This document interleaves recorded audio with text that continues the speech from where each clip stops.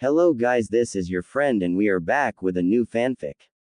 Which is what if Naruto was trained by a devil and build harem with Kyuubi, Mito, Kami and Kushina, part 2. And if you enjoy this fanfic then please press the like button and subscribe to my channel for more fanfic like this. And now let's start the fanfic. It's been a small yet very long 60 years in hell and many things have happened since Naruto brought Kushina in as his slave and made her into a devil. One thing was that Naruto wasn't kidding when he said he would be training her in her demonic powers for the next day. When they arrived he had pushed her through the same training regimen he did to Mito. He made her do everything to get stronger just as he did for Mito. And to Naruto's secret approval, she pulled through every challenge he sent at her with fervor to get stronger and prove herself to her master. The one that saved her from her nightmare and gave her a new life away from Ningenkai. Kushina, to Naruto's standards, was almost up to par with Mito. It would seem Kushina was much more in tune with training and sparring with either him or Mito made her power jump by leaps and bounds. Mito though didn't slack up a bit, if anything she trained even harder than ever before. Maybe it was because she had someone to train with. Someone that she could actually challenge without being beaten into the ground each time. Or maybe it was something else. Who knows? Only that Naruto knew the two, for the lack of the better word, were the perfect team. Mito the long-range fighter as Kushina herself was a close-range fighter. Both worked out their weaknesses and made them their strong points, so their teamwork was most amazing. Hell, when they both fought together against Naruto himself, they were at least able to injure him in their devil forms, going all out while also making him actually put some effort to fight back. They were at the strength together of a second-level high demon, just under the level of a king, then a titan. Now when he gives them the time to gain experience with fighting other demons, their power and skill grow even more amazing. He himself was strong, yes, very strong, but over the last 60 years since his massacre of the Crusader Legion in front of Mito and Megumi has made something within him crack, making his power jump each passing day. He didn't know what it was, but did welcome it with open arms, since he knew he was stronger than Lucifer, that he had no doubt in. But why was Lucifer still alive? Simple. Naruto wanted him alive. For one simple purpose, and that was to show him the difference between themselves. In both power and skill. Kushina at one point, as did Mito once, meet Lucifer when the devil had come to battle Naruto once more, and saw how amusing it was in Naruto's eyes, as the last time they first fought they were on equal footing. But on that one fight Naruto was toying with the devil, making it look equal, but it was a fake that Naruto had kept up for years since his return with Kushina and Mito. It served its purpose, as it kept Lucifer fueling and how he wanted to get stronger to kill his former student. The fool he is and always will be. Though word did reach hell about the Crusader Legion's punishment and of how they were stripped of their rank before thrown into solitude for disobeying Kami's rule and law. Naruto chuckled when he heard it. It was fitting, really, and amusing as well, to see how the fools paid the price for their actions. Although if it was him, he'd skin them alive before throwing them into the pits of hell, where they would be tortured for all eternity. Kushina hadn't changed much in appearance since her time in hell, but her attire was more tight-fitting than the loose kimono her friend Mito wore. For Kushina wore a crimson kimono along her body, hugging her hourglass figure perfectly, as a black toby was wrapped around her waist, which held her maroon-colored katan through her toby as hoister. Black swirls adorned her kimono, while the banga of her hair were held up by a yellow hairclip. The Uzumaki insignia was etched into the back of her kimono's fabric. Overall she looked deadly. One very deadly devil empress. Hell, many mistook her for the twin sister of Mito for their looks, but different tastes in combat. At the moment we could find both Kushina and Mito kneeling on the ground, panting. Their eyes were glistening in exhaustion yet pride at their latest achievement. For in front of them was Naruto, standing in front of them, his arms crossed with a giant gash across his chest. His own eyes showing signs of approval as well. Good job, you two. You've injured me to this extent. Only for Mito to point out her own answer with a smile on her face. True, but that's nowhere near to truly injure you.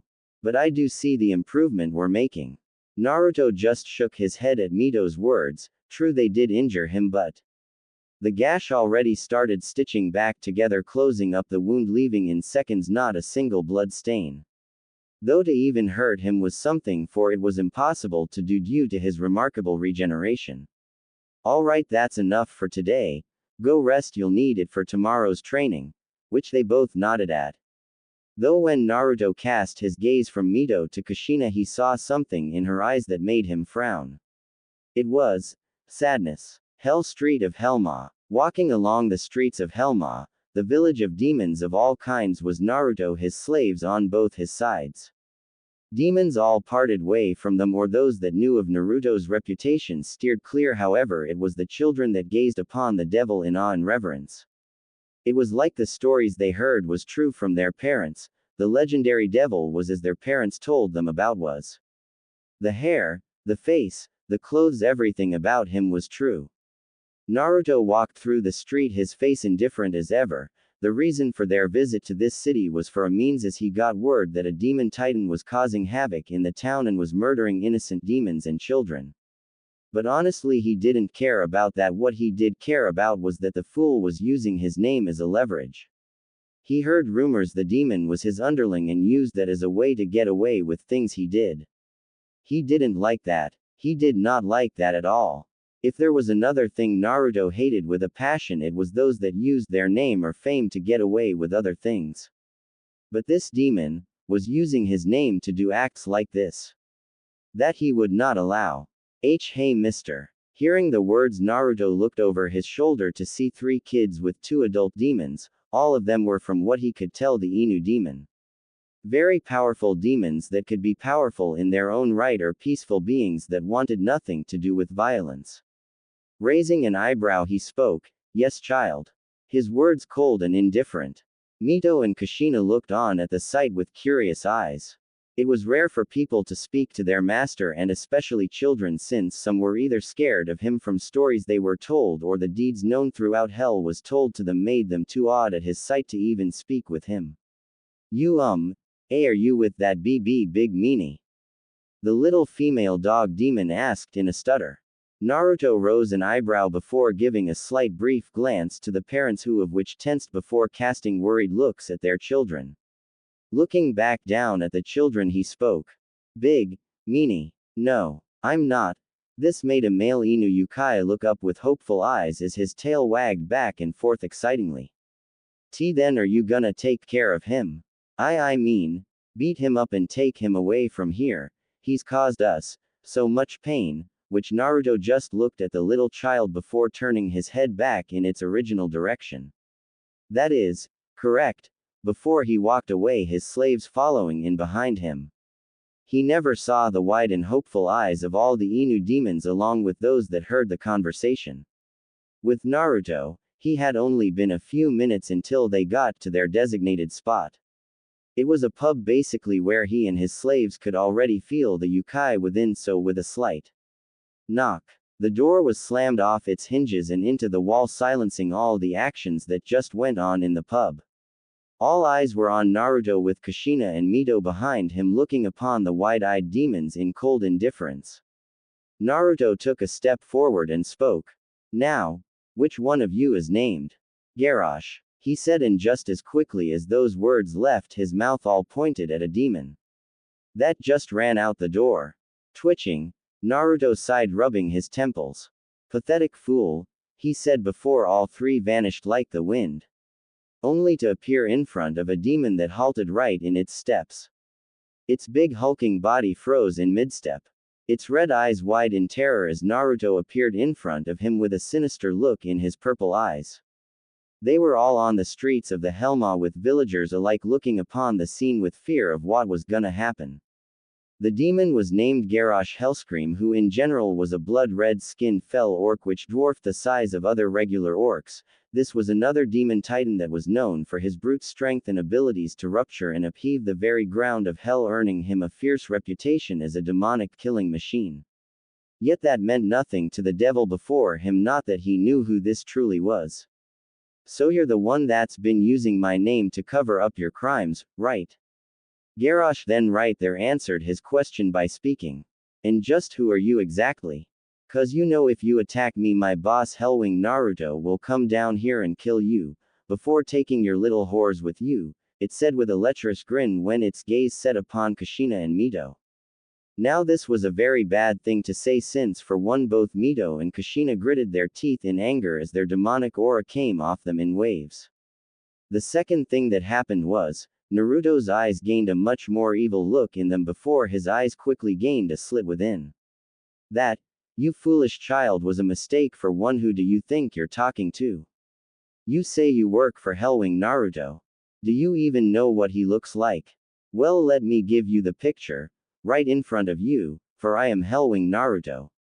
His words making the demon take a step back in shock once its eyes finally settled upon his appearance. His form started to tremble shakily as the combining demonic auras started to push down on him. Taking a step forward, Naruto spoke once more as his eyes flared purple as his form flashed in demonic aura. And insulting my slaves was your second and worst mistake you'll ever make again.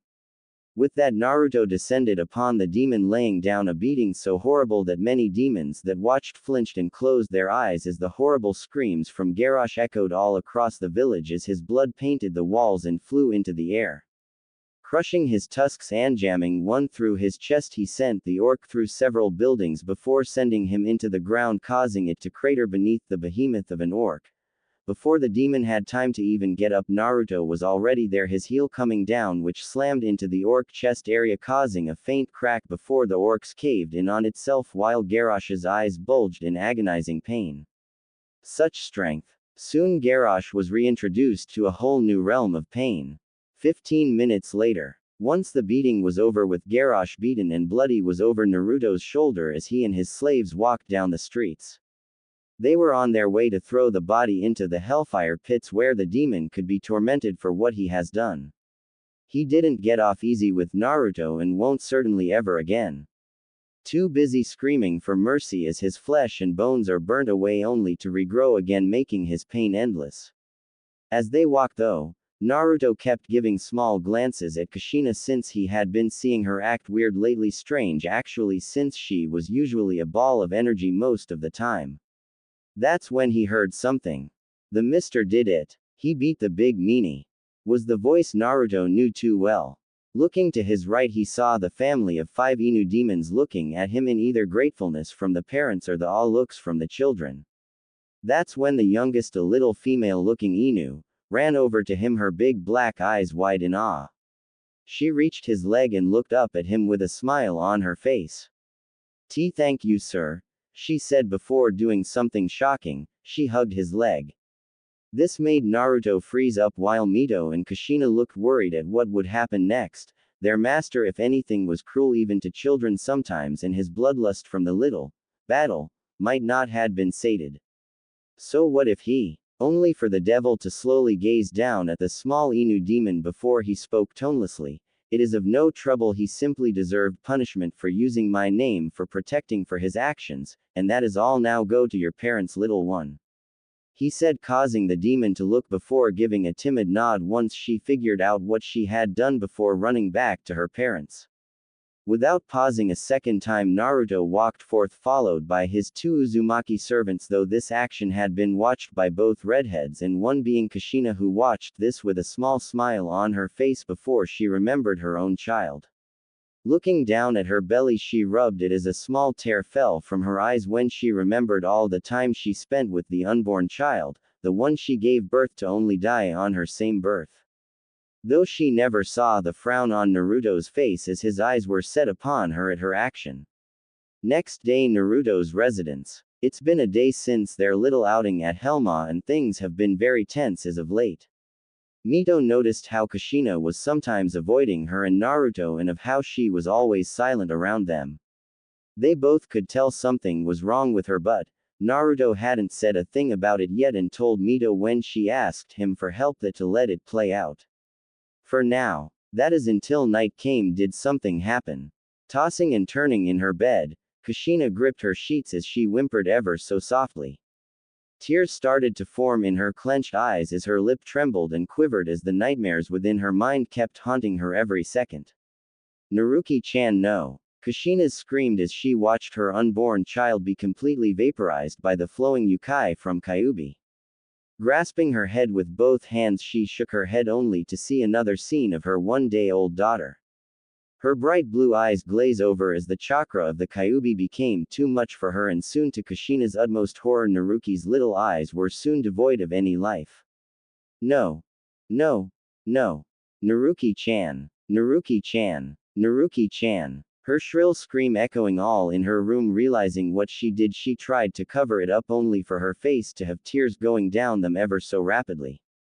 In his room, Naruto's purple eyes snapped open when he heard Kushina's scream and jumped out of his bed before bursting through his door. Upon getting to her door, he kicked it open only to see the sight of a sobbing Kushina. Walking over to her, he saw she was still asleep but was still muttering the name Naruki over and over. Grasping her shoulder, he shook her. "Kushina, wake up." Gasping, she snapped open her eyes only to see the face of her master looking down at her with an impassive face. "Kushina, what's wrong?" His words made her look the other way before she pulled herself up and scooted away from him a bit. Nothing. Naruto-sama." Though her horrified face said otherwise, seeing he wouldn't get anywhere with his usual way of speaking, he spoke a bit more gently but still firmly while grasping her shoulder. "Kushina, tell me, what's wrong?"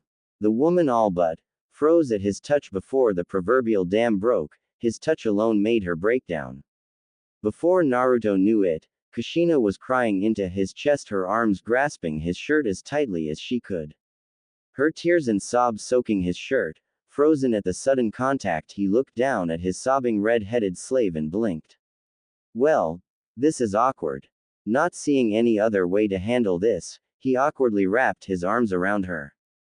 Though when he did so he felt something in him beat a bit faster, he frowned at what it was and pushed it down. It was a strange feeling but something he didn't wanna feel right now. That's when he heard the door open. Glancing, he saw Mito walk in and saw her questioning gaze. Shrugging, she walked over and sat on the other side of Kushina and started to pat her back gently. Rubbing her back tenderly, she spoke, "Kushi-chan, what's wrong?" Only for her to keep crying into Naruto's chest. Seeing she wouldn't be talking for a bit, they all sat there waiting for her to calm down. It took a few minutes but slowly and assuredly Kushina slowly got control of herself. Yet she was still in Naruto's arms. Pulling away a bit, she wiped her eyes from her red puffy eyes. I'm sorry for that." Mito just rubbed her back as Naruto kept looking at her with a questioning gaze. "It is of no trouble, Kushina. Now tell me, what is wrong?"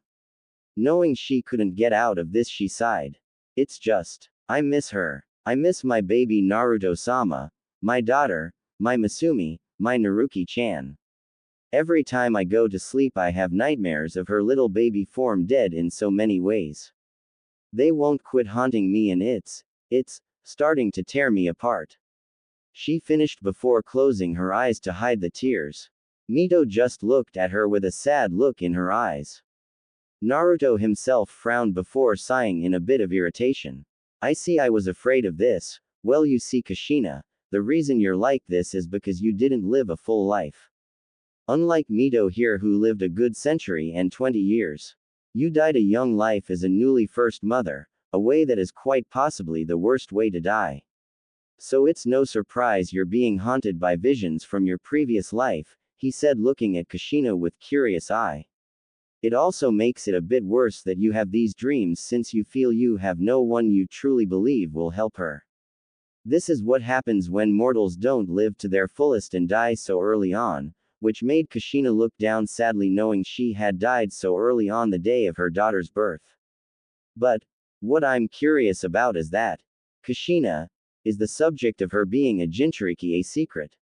Which Kushina just nodded, her head still laid upon Naruto's chest, feeling the slightest comfort and warmth from him. "Yes, it is a well-kept secret that she is a Jinchuriki.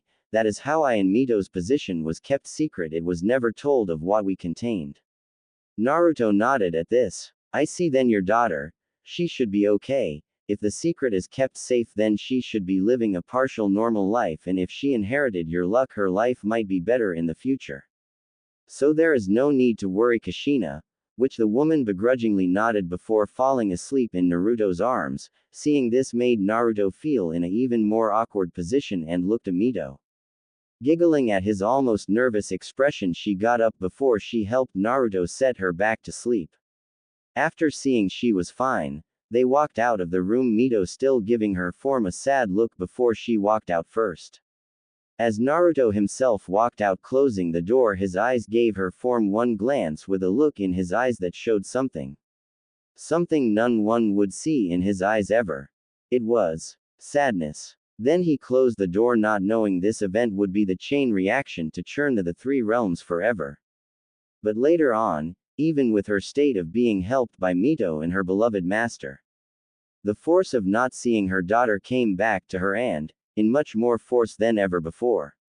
Though she hid it best she could, it was slowly getting harder each passing day. Just seeing her little daughter dead and, now ways of calling out her kept haunting her even more. Now though it finally got to her and, she needed help, and she needed it now. She wanted to get rid of the nightmares which haunt her at every turn.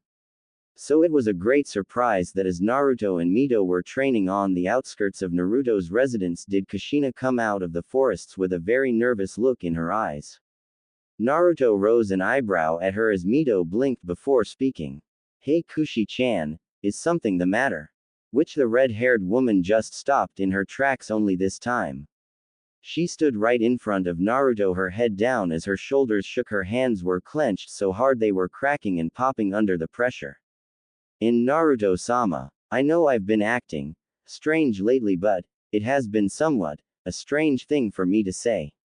It's just that I want to see her. I want to see my child so much. I miss her so dearly." She shouted the last word before falling to her knees before her master.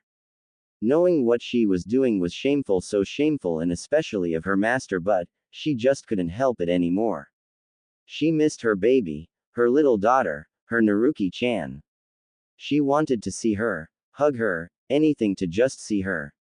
Naruto kept his gaze on Kushina as Mito slowly closed her eyes with a sad smile on her face came up. That's what's been bothering her. Why didn't she see it?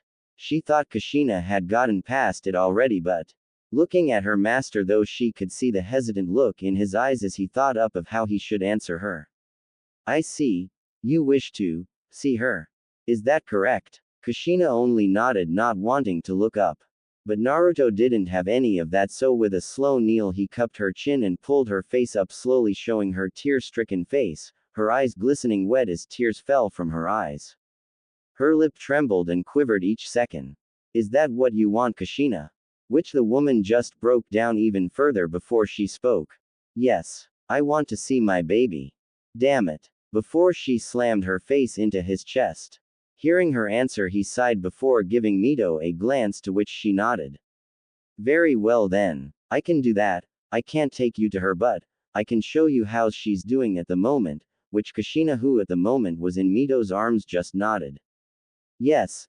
That's fine. I just wanna see if my baby is okay." Her voice strained to the max as her eyes were cast down in shame for doing what she did. She just couldn't control it anymore. She wanted to see her child, but to break down, cry and yell at her master. She felt so horrible and disappointed with herself that she only in her sister figure's arms did she feel better. "I see. Understandable. I was actually predicting you would ask this, but I just waited for you ask. Anyway, here we go." With that, Naruto mumbled a few words before speaking. "Akuma no Yona Magiku. Hyoji Mira, Demon Magic, Viewing Mirror." With that, Naruto opened up a big-sized mirror which viewed the life of the one he wanted to know. He predicted many things when it showed Kushina's daughter. He predicted her living a somewhat normal life, a life where she was protected even. He was dead wrong. For when he opened the mirror, hell would forever be shaken to its core. "Ah, stop it. Leave me alone," was the female childlike cries of the little blonde red-haired girl in the mirror. Her pleas for mercy unheard as the people attacking her didn't stop. The girl was at the age of 5 and had long golden with red streaked hair. She wore nothing but rags and had 3 whisker marks on each sides of her face. Her eyes were that of the purest blue. It was like staring into an ocean. Though her body looked malnourished beyond possibility, wounds and injuries could be seen among other things. Her face itself was bleeding as tears freely roamed down her pudgy face. No. Demon scum. You'll pay for you've done. Feel the pain from your betters. Shouted a drunk shinobi as civilian and shinobi alike beat and abused the little child. Beer bottles, weapons, kunai, senbon, shuriken and worst of all katanas. The 3 all watched this in emotions going throughout their bodies. Mito was trembling in anger, sadness and most of all hate. Her form trembled and shook as tears fell from her furious eyes as her shoulders and arms shook with each passing hit that was upon the little child. Kushina herself was more on the verge of a breakdown. Her face was formed into the shape of horror and anger mixed in. Her eyes were glistening in anger yet terror for the child. Her arms were wrapped around herself as she watched the scene of the little girl, her own daughter, be tortured. Her daughter's pleas for mercy rang through her ears clear as day. She felt so horrible she wasn't there to help her, keep her safe like a mother should and tell her it was okay. By Kami. I'm the worst mother. Naruto himself though was acting strange. His eyes were full on the scene with a strange look in his eyes as his right hand trembled and twitched every so often. His mouth twitched a bit like he was about to growl or snarl something bad. He slowly, ever so slowly, raised his right hand and looked between it and the child in the mirror. Kushina, isn't the secret of being a Jinchuriki supposed to be kept secret? Which he got his answer from Kushina when she all but nodded. Then, what the hell am I seeing? His words so cold that it made the 2 involuntarily shiver. With that he looked at his right hand once more. The hand that touched Kushina's swollen, pregnant belly. The same one that felt the many excited kicks from the unborn child. The same one that rubbed and played the little touch and kick game the child acted.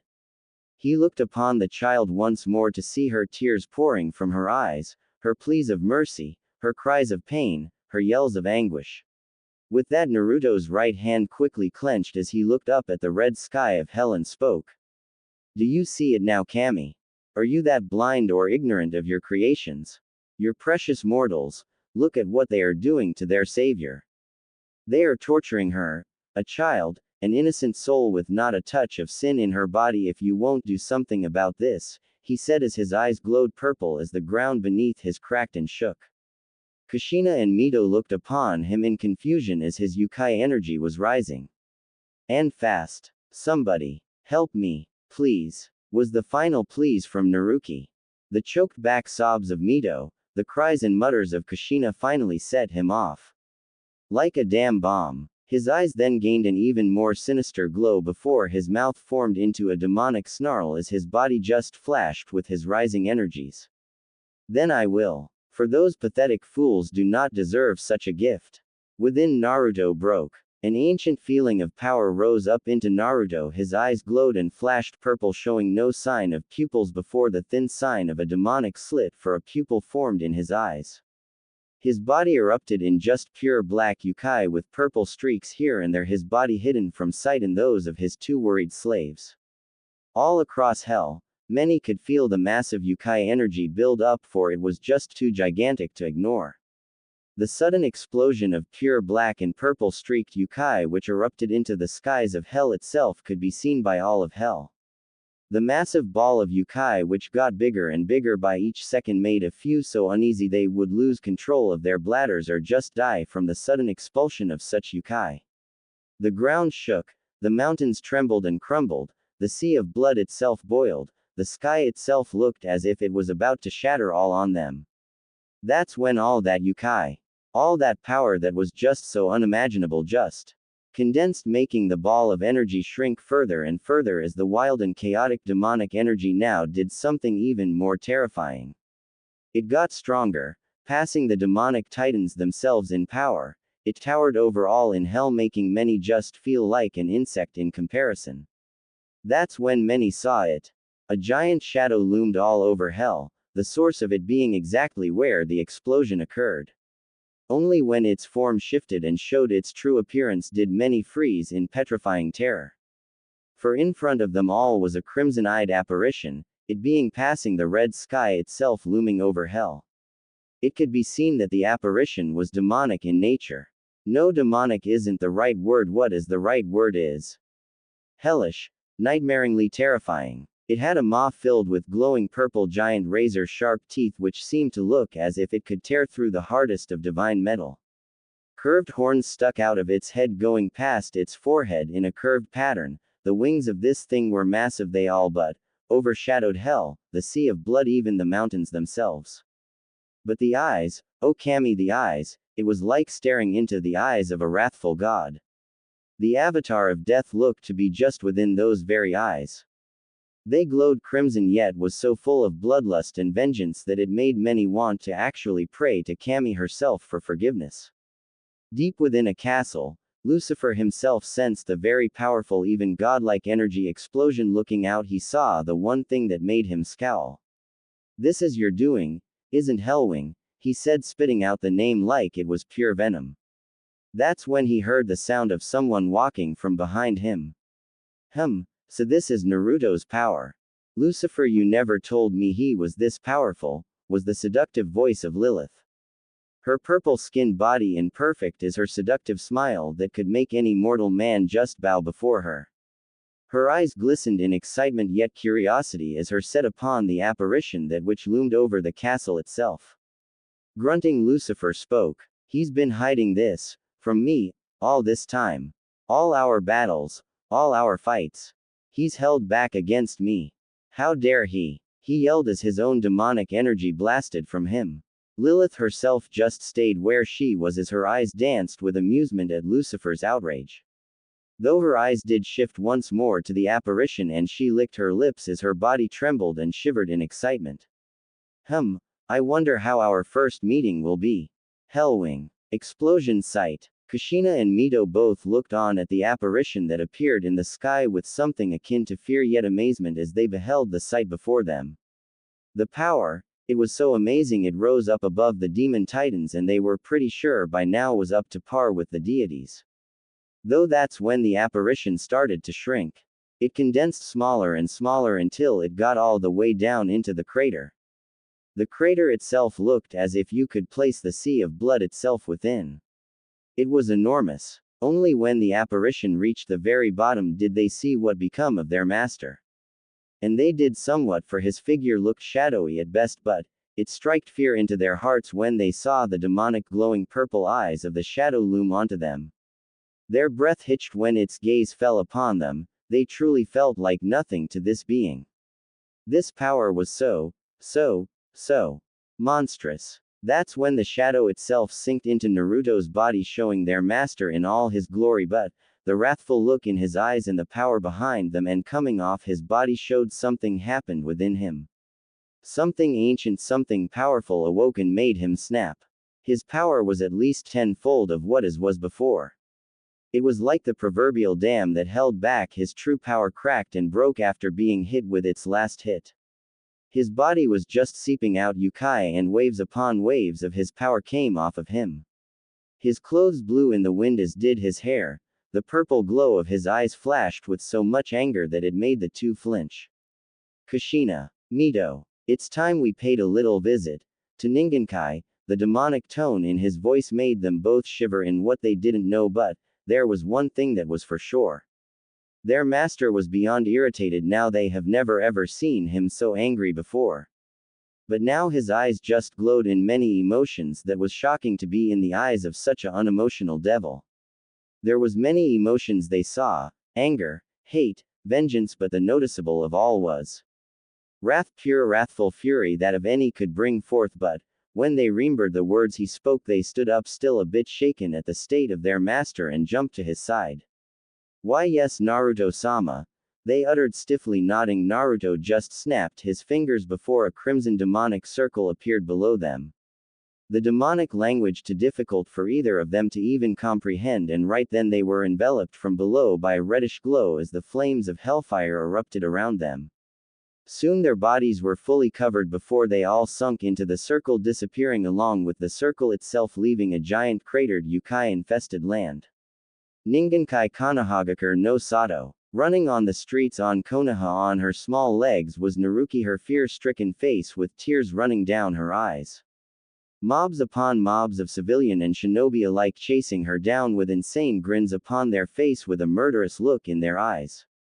Many wielded weapons of all kinds, many were just in pure glee at being able to hurt the demon. Running around a corner she slowed her pace to catch her breath, blood fell from her arms and legs as tears fell on the cement ground. Why? Why her? Why was she the one bearing this kind of injustice? It was so painful. Not having any parents to keep her safe, protected, being alone as she was with her only friend being the voice inside her head. Why? What have I done? Why? Her childish voice strained from all the painful screaming she's done, from the beatings she's gotten from the people of the village she lived in. Hey, I found the demon. This way. Her eyes widened in terror before looking back to see the running mob, and right then turned around and ran as fast as she could, hoping and praying she could get away with not getting injured badly this time. Unluckily fate wasn't on her side, for when she ran into the main street of Konoha was her eyes snapping open in horror. For all around her was the many mobs of armed civilians and shinobi alike, all wearing that same sick grin. Looking back hoping for an escape, she saw to her fading hope that the mob chasing her had surrounded her as well. Quivering a bit, she did the only thing she could do, or of what she only knew what to do. And that was to get on the ground and huddle, hoping the beating would end. Tears fell from her eyes when she heard the many advancing footsteps of the giant mob and their plans to make her scream. Huddling even more, she whimpered. Someone, anyone, help me, please. Her prayer in some way was answered when she heard the many gasps from the mob, and after a while, not feeling any pain, she opened her eyes slightly to see something amazing before her, for below her was the slight reddish glow of something she couldn't identify. A kami within her mind suddenly gasped. My kami-sama, this is a teleportation circle. Used by only those of the strongest of demons. Akemi ne-chan. Akemi didn't get to answer her, for the shouts of outrage from the populace rang in her ears. The demon. It's doing something, quick, kill it. Hurry. And the shinobi did, or at least tried to, only for them to the growing horror of many. Upon getting within an inch inside the faintly glowing red circle, did their bodies suddenly combust in strangely colored flames as their screams erupted from their mouths, echoing all around Konoha. Their flesh melted, as did their eyes. Their bones turned to nothing but dust and ash.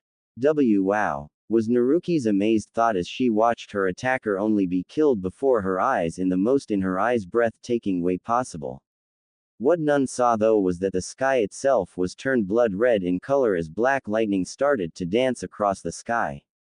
The reddish circle around Naruki glowed even more before it started to show strange runes in language none could even hope to decipher. What's happening? Was the words of a terrified civilian. He never got his answer, since the sound of static could be heard before. To all of their horror and Naruki's growing amazement, did the ground start to tremble and shake like a coming earthquake, making many buildings fall and crumble, and civilians all but fall deep within the cracks made by the shaking. That is when they thought it was over, was when the same fires that killed the two shinobi suddenly erupted from the cracks, incinerating any that were near the cracks on the ground. Buildings also randomly started to implode in a hellfire blaze. That which lit up the now waking village of Konoha. Only then, when the sound of lightning, did one person look up only to scream. What the? The sky, it's red. Many looked up to, indeed to their fear, see a blood-red sky filled with pitch-black lightning. Naruki looked at the sky in awe before she heard something from behind her. Slowly looking behind, she saw something which looked like that strange fire start to rise. That's when, to the awe of Naruki and Akemi's tense silence, did these three sparks of hellfire suddenly open up before the sounds of many upon many bats filled the air, getting the attention of the crowd. Following the bats that circled where they came out of in a column, did a red light come out of all three fire holes. That's when, to the horror and fear of the crowd, did the one thing none expected to come out. It was humanoid shapes. of what seemed to be humans that which were covered in bats from head to toe. The taller of the two only a foot away from Naruki, when they all came out completely did the bat, skin crack with crimson lines which glowed faintly. The cracks got more frequent before suddenly. The crowd was blown back into the air and yards away from where they stood. Only strangely enough Naruki was still where she was, her eyes wide and filled with awe and wonder at what she was seeing. For she was seeing two of the most prettiest ladies she's ever saw. Their red hair looked so soft and silky she wanted to touch it. The one though with longer red hair was, strangely smiling at her. No way. If they're here then, that means. Naruki heard her but turned her gaze at the last person that stood right in front of her. His imposing statue made her shiver. His glowing purple eyes were looking all on Konoha, making her just think Konoha would just implode by his gaze alone. She wondered though who these people were and if they were also gonna hurt her. The thought made her tremble. Naruto himself, after looking around Konoha in just pure distaste, did give a glance down at Naruki, making her break into a shaking mess. When he saw the wounds and blood on her body made him clench his fist tighter before he looked up at all the squirming humans before him. He could smell their fear, their hatred and, to his disgust, the disgusting smell of urine. The fools all but soiled themselves. Pathetic child. His words echoing all around the area, Naruki hesitantly looked up at him, seeing his imposing figure. Why yes, sir. Naruto just walked past her and spoke. Go to your mother, you two have been separated long enough and your reunion has been long overdue. His words made her go wide-eyed before he looked back to see Kushina smiling at her. Tears were falling from her eyes as were Naruki's. K-ka-san. Her voice in nothing more than a quiver of hope, hoping what she was seeing was true and not one of her many dreams and not a false reality. Kushina smiled warmly at Naruki before she crouched down and spread out her arms. Naruki-chan, come here. That's all the little girl needed before she ran to Kushina and practically jumped into her arms before bursting into tears. Ka-san, you're here. She could tell even if she never met her mother before that this woman was her mother. She could feel it deep within her. This pretty woman was her mother. Kushina just let a lone tear fall from her eye as she held Naruki in her arms. Mito kneeled beside her and smiled at the family reunion. That is until she and Naruto heard the humans getting their bearings once more. WW, who are you? A- and why are you helping that demon? Shouted a shinobi. Mito just glared a mortal before Naruto himself just gave the man a glance before speaking. I do not speak with the likes of your kind, now die like the pathetic filthy mortal you are. With that Naruto pointed his hand outward at the mob of shinobi and civilian alike and spoke. Kushina, stay with her, Mito stay with them, who knows when heaven's forces will be here, as darkness started to shroud his stretched out arm. Sensing he wouldn't take a no like she would give him a no anyways, nodded and stayed by Kushina and Naruki's side. Besides, she could feel that Naruto wanted to release some pent-up anger. It was always such a good show when her master always kills. Good then. Now, let the slaughter begin. With that he gave a glance at the terrified mob and snarled. Die. Bakuhatsu no Yami no Bakuden, exploding darkness bomb, with that the event which would be counted in history as the most bloodiest of massacres commenced. A orb of darkness shot from Naruto's hand and right at the mob of humans, shinobi and civilian alike. Clan members or council members. All were obliterated in a monstrous wave of pure darkness. The wave consumed all in its path, taking multiple buildings along with part of its walls. The blast was so enormous it gained the attention of every shinobi in Konoha, which all raced to where it came from. Naruki though watched with what she dubbed Naruto as the scary man, did and was in a state of awe. Kushina just smiled and held her daughter closer when she saw her eyes at the scene of what Naruto had just done. For before Naruto's outstretched hand was a mob of civilians was nothing more than ash. A giant trench of the explosion's size showed stretching on for miles to miles on end. Spitting on the ground, Naruto's face contorted into plain disgust before he just turned around and spoke. Quit your hiding and come on out, you pathetic ninja. So with that, all around Naruto did multiple shadows of shinobi pop out, many Junin and Anbu. The numbers were quite many, but, to him, it wasn't even a warm-up. Taking a step forward, he spoke as his demonic aura flared from all around him, cracking the ground and shattering the building walls around him. Let this be put into the history books. Let all of Ningenkai and heaven itself know that Konohagakure no Sato has its first ever massacre.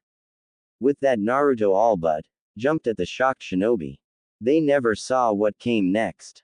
Grasping one shinobi's head, he let out a snarl before snapping it. His snarl turned into a cruel cold smirk when he saw the terror-widened eyes. He looked at the charging shinobi and grunted. Twisting the head even more, he ripped it off, spraying blood like a fountain all over the approaching shinobi before he planted the disembodied head into a sneaking from behind him shinobi into the face, shattering his mask, and practically with just force alone fused the head into the other's cracking and shattering skulls. Spinning around, slammed his foot into the ground before cracks came from the ground and, to many of their horror, hellfire suddenly shot up, incinerating them along with buildings around them. Pointing his right hand out in a strange position, he spoke. Haru. Titan no Kobushi, hellfire. Titan's fist, and to the horror of many, a giant hellfire titan-sized fist formed over Konoha's civilian district. It being the size of Kyuubi herself. Once it touched the ground, half of Konoha's village was destroyed by a massive explosion of hellfire. The ball of flame evaporated and destroyed all it touched. None were spared, children, civilian or shinobi. All were killed, none were spared. Men, women and children alike were not spared. His wrath, soon the corpses of the dead littered the ground while some were screaming as their flesh melted from their body from the intense heat. Wow. Naruto-sama isn't pulling any punches. Mito said as she watched the fiery ball of doom light up the blood-red sky. She watched as Naruto just gave a cold chortle as he butchered more vengeful shinobi. Kushina just nodded as Naruki kept her gaze on Naruto's form in what seemed like some kind of remembrance of some sort. His cloak billowing in the wind and smoke, Naruto's glowing malevolent eyes cut through the smoke of fire and sulfur like butter. Around him were multiple mutilated bodies of shinobi dead in their own way. The sound of dripping was heard, for upon Naruto's outstretched hand was a dead body of a Uchiha hanging off his arm. His hand shot through his skull. Waving his arm, he slid off the Uchiha before looking to his right. Another force of shinobi, foolish. With that, he faced his to the right and spoke. Akuma Magiku. Jigoku no Kokaku Shu, demon magic. Skeletal hands of hell, and before the awe and amazement of the Uzumakis behind him did a rupture upon the ground crack open. Right then a group of shinobi appeared above it. Naruto smirked as he watched their faces form from hate and anger to horror and fear as skeletal hands coated in flames of hell shot out, pulled them down, formed the air and into the rupture. Ah, the fire. Ah, oh sweet Kami. The pain. Ah, what are these things? Wait, no. The last one silenced via by the bone hand crushing his skull in. Naruto just smirked cruelly and relished in the sounds of the humans' scream and pleas of mercy as their flesh and bones burned and turned to ash by the fires of hell. He watched them be pulled into the rupture with satisfaction in his eyes. That is when he sensed to his ire another forcing coming from his left, only a chakra signature higher than the others were with them. Bursting out of the streets were shinobi upon shinobi, leading them were Anbu of the highest level, and before them were the shinobi clan heads of Konoha. Finally was the one that made Mito have a twitch in the eyebrow. It was Senju Tsunade, granddaughter of Tobarama Senju and Godime Hokage of Konohagakure. Her amber eyes were filled with anger and distaste at the being before them who had destroyed so much of their village.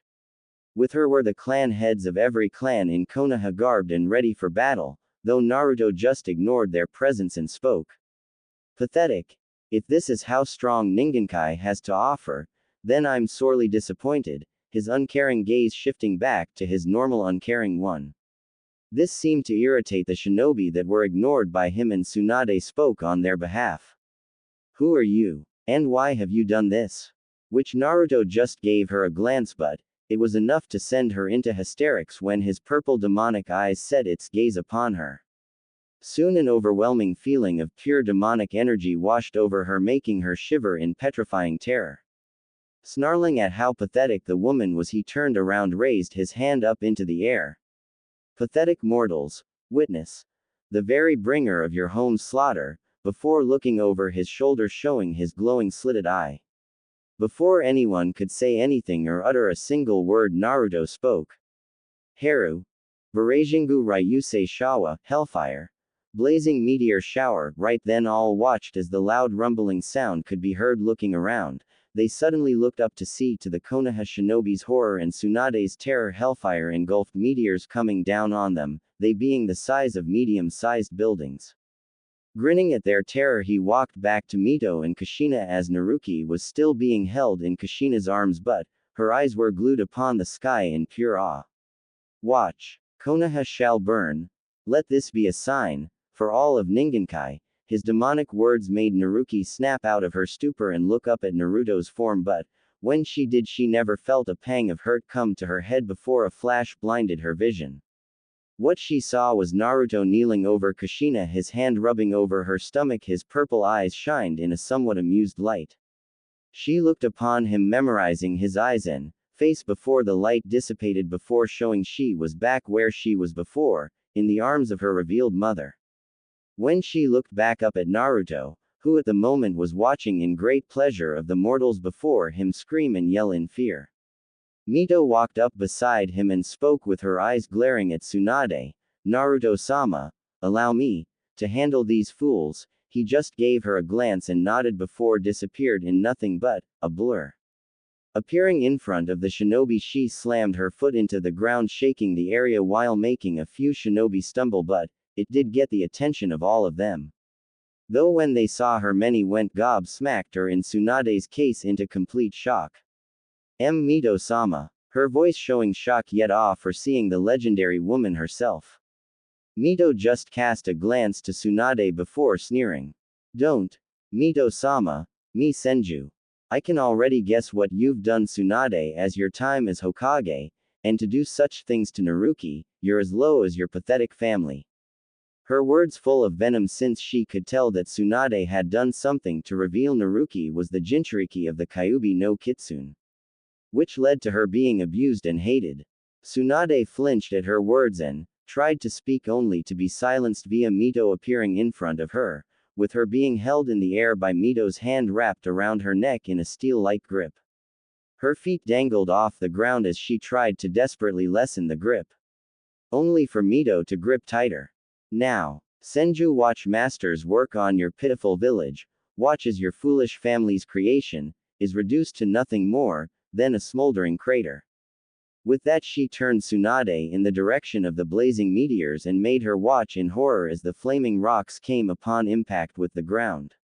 Boom! Konoha lit up like a Christmas tree as multiple spheres of hellfire sprouted. All in Konoha destroyed it and killing all in its wake. Screams could be heard as civilians and shinobi alike ran around, their bodies lit on fire, with them too falling on the ground, leaving nothing behind but ash. Buildings were nothing but dust in the wind, leaving nothing but smoldering dirt. Ash, dust and smoke blew in the wind as the echoes of screams and yells of humans rang through Konoha, as well as the cries of children.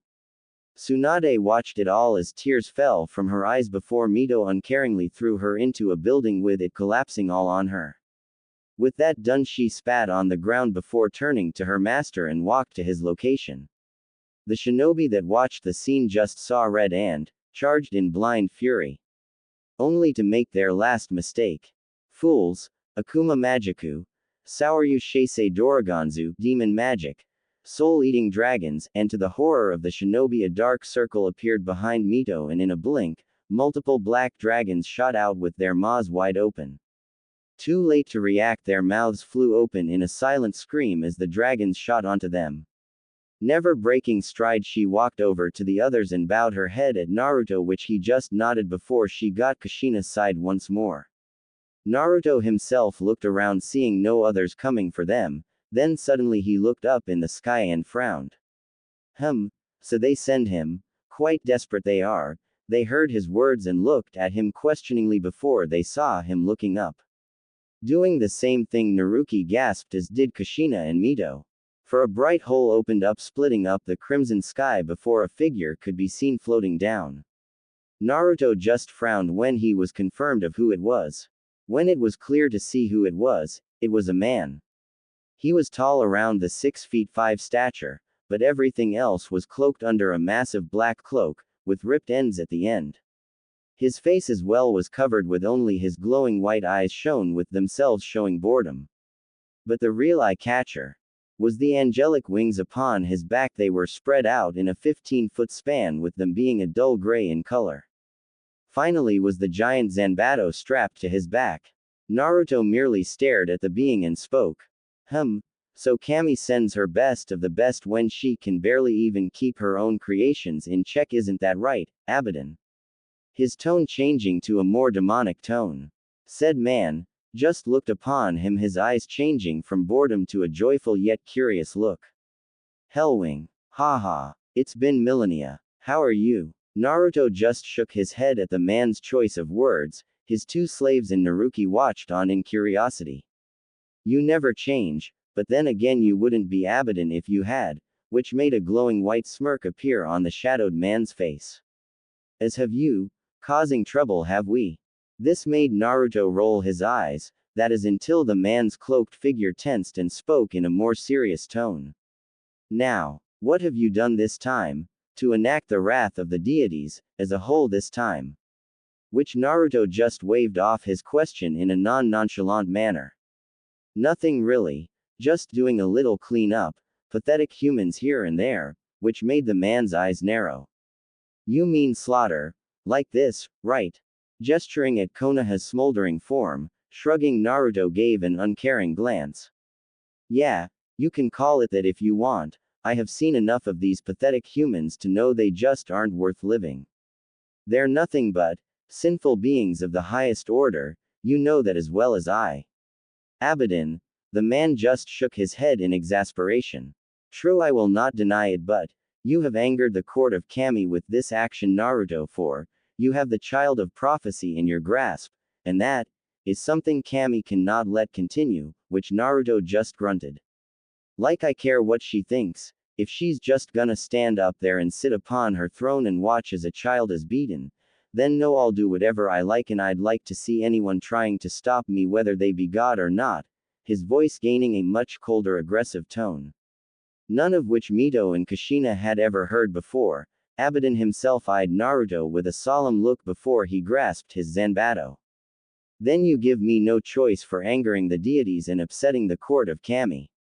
I am ordered to kill you. Hellwing Naruto. Said devil just gained a grave look and shook his head. You are a fool. With that, Abaddon disappeared along did Naruto.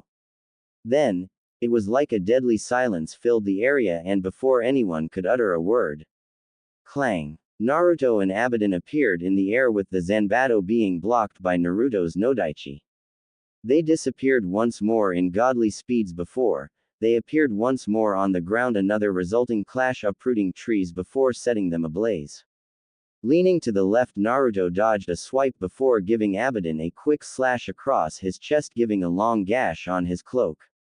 Said angel just grunted, but before he could retaliate, Naruto was on him even more with much more aggression he thought possible. Moving to the right, he dodged a stab before he felt pain in his stomach. Looking down, he saw Naruto's fist embedded into his stomach. You've gotten slow. With those words, Naruto pulled his fist back, making Abaddon hold his stomach in pain, and before the angel could gain his breath, Naruto brought his Nodaichi out and crouched with his weapon being held in a firm grip. Seeing what Naruto was about to do, Abaddon cursed. Now, I end this. With that in but a mere flash, Naruto appeared behind the angel, his weapon outstretched in a manner indicating it was swung. With that, he stood back up and let his Nodaichi disappeared in a pillar of hellfire. Abaddon stood there before in a blink. Multiple gashes appeared on his cloak as his Zanbato itself broke in two. What the? You were never this strong before. His words came out in a strained tone. Naruto heard his words but ignored them before walking up to him. Grasping his cloak, he spoke with his other hand glowing in a dark aura. Now, go deliver this as a message to Kami and those other fools. If they come after me again, I will make Ningenkai, my own personal underworld. Now, be gone from my sight. And become stronger, you've become weak. With that he threw him into the air before disappearing. Before reappearing in front of Abaddon's suspended body spinning around, he delivered a bone-breaking kick to his ribs. Hearing an audible crack and grunt of pain from him, the angel was sent flying through the air and into the high no Kuni forests, passing through trees at speeds none could possibly comprehend. Seeing him out of the way, Naruto vanished and appeared in front of the three Uzumakis and grunted.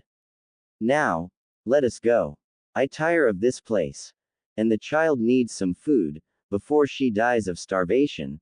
Nodding at his assumption, they all stood up with Naruki held gently in Kushina's arm, but her eyes were still on Naruto's form in akin to awe. Mito looked at her master and still remembered how he talked with the angel in a somewhat friendly manner, thus made her very curious. Naruto-sama. If I may, who was that man? Which the devil just snapped his fingers, making a portal appear as he spoke. He is Kami's strongest of her angels, going beyond that of the Crusader Legion. He in a sense Kami's bounty hunter. He is the Archangel Abaddon, and at one time a fellow acquaintance, but he has let his skills get rusty. That made her raise an eyebrow but didn't push any further, knowing it was her master's past and she didn't need to know too much. With that, all four of them walked through the portal, never to see Ningenkai for quite a long time. Walking out of the dark portal, the party of four walked out from Ningenkai. Leading them all was Hellwing Naruto himself. A perpetual emotionless face portrayed upon his masculine pale face. Beside him was Kushina, his second slave, holding a sleeping Naruki in her arms. Her purple eyes seemed to just radiate love and affection for the girl.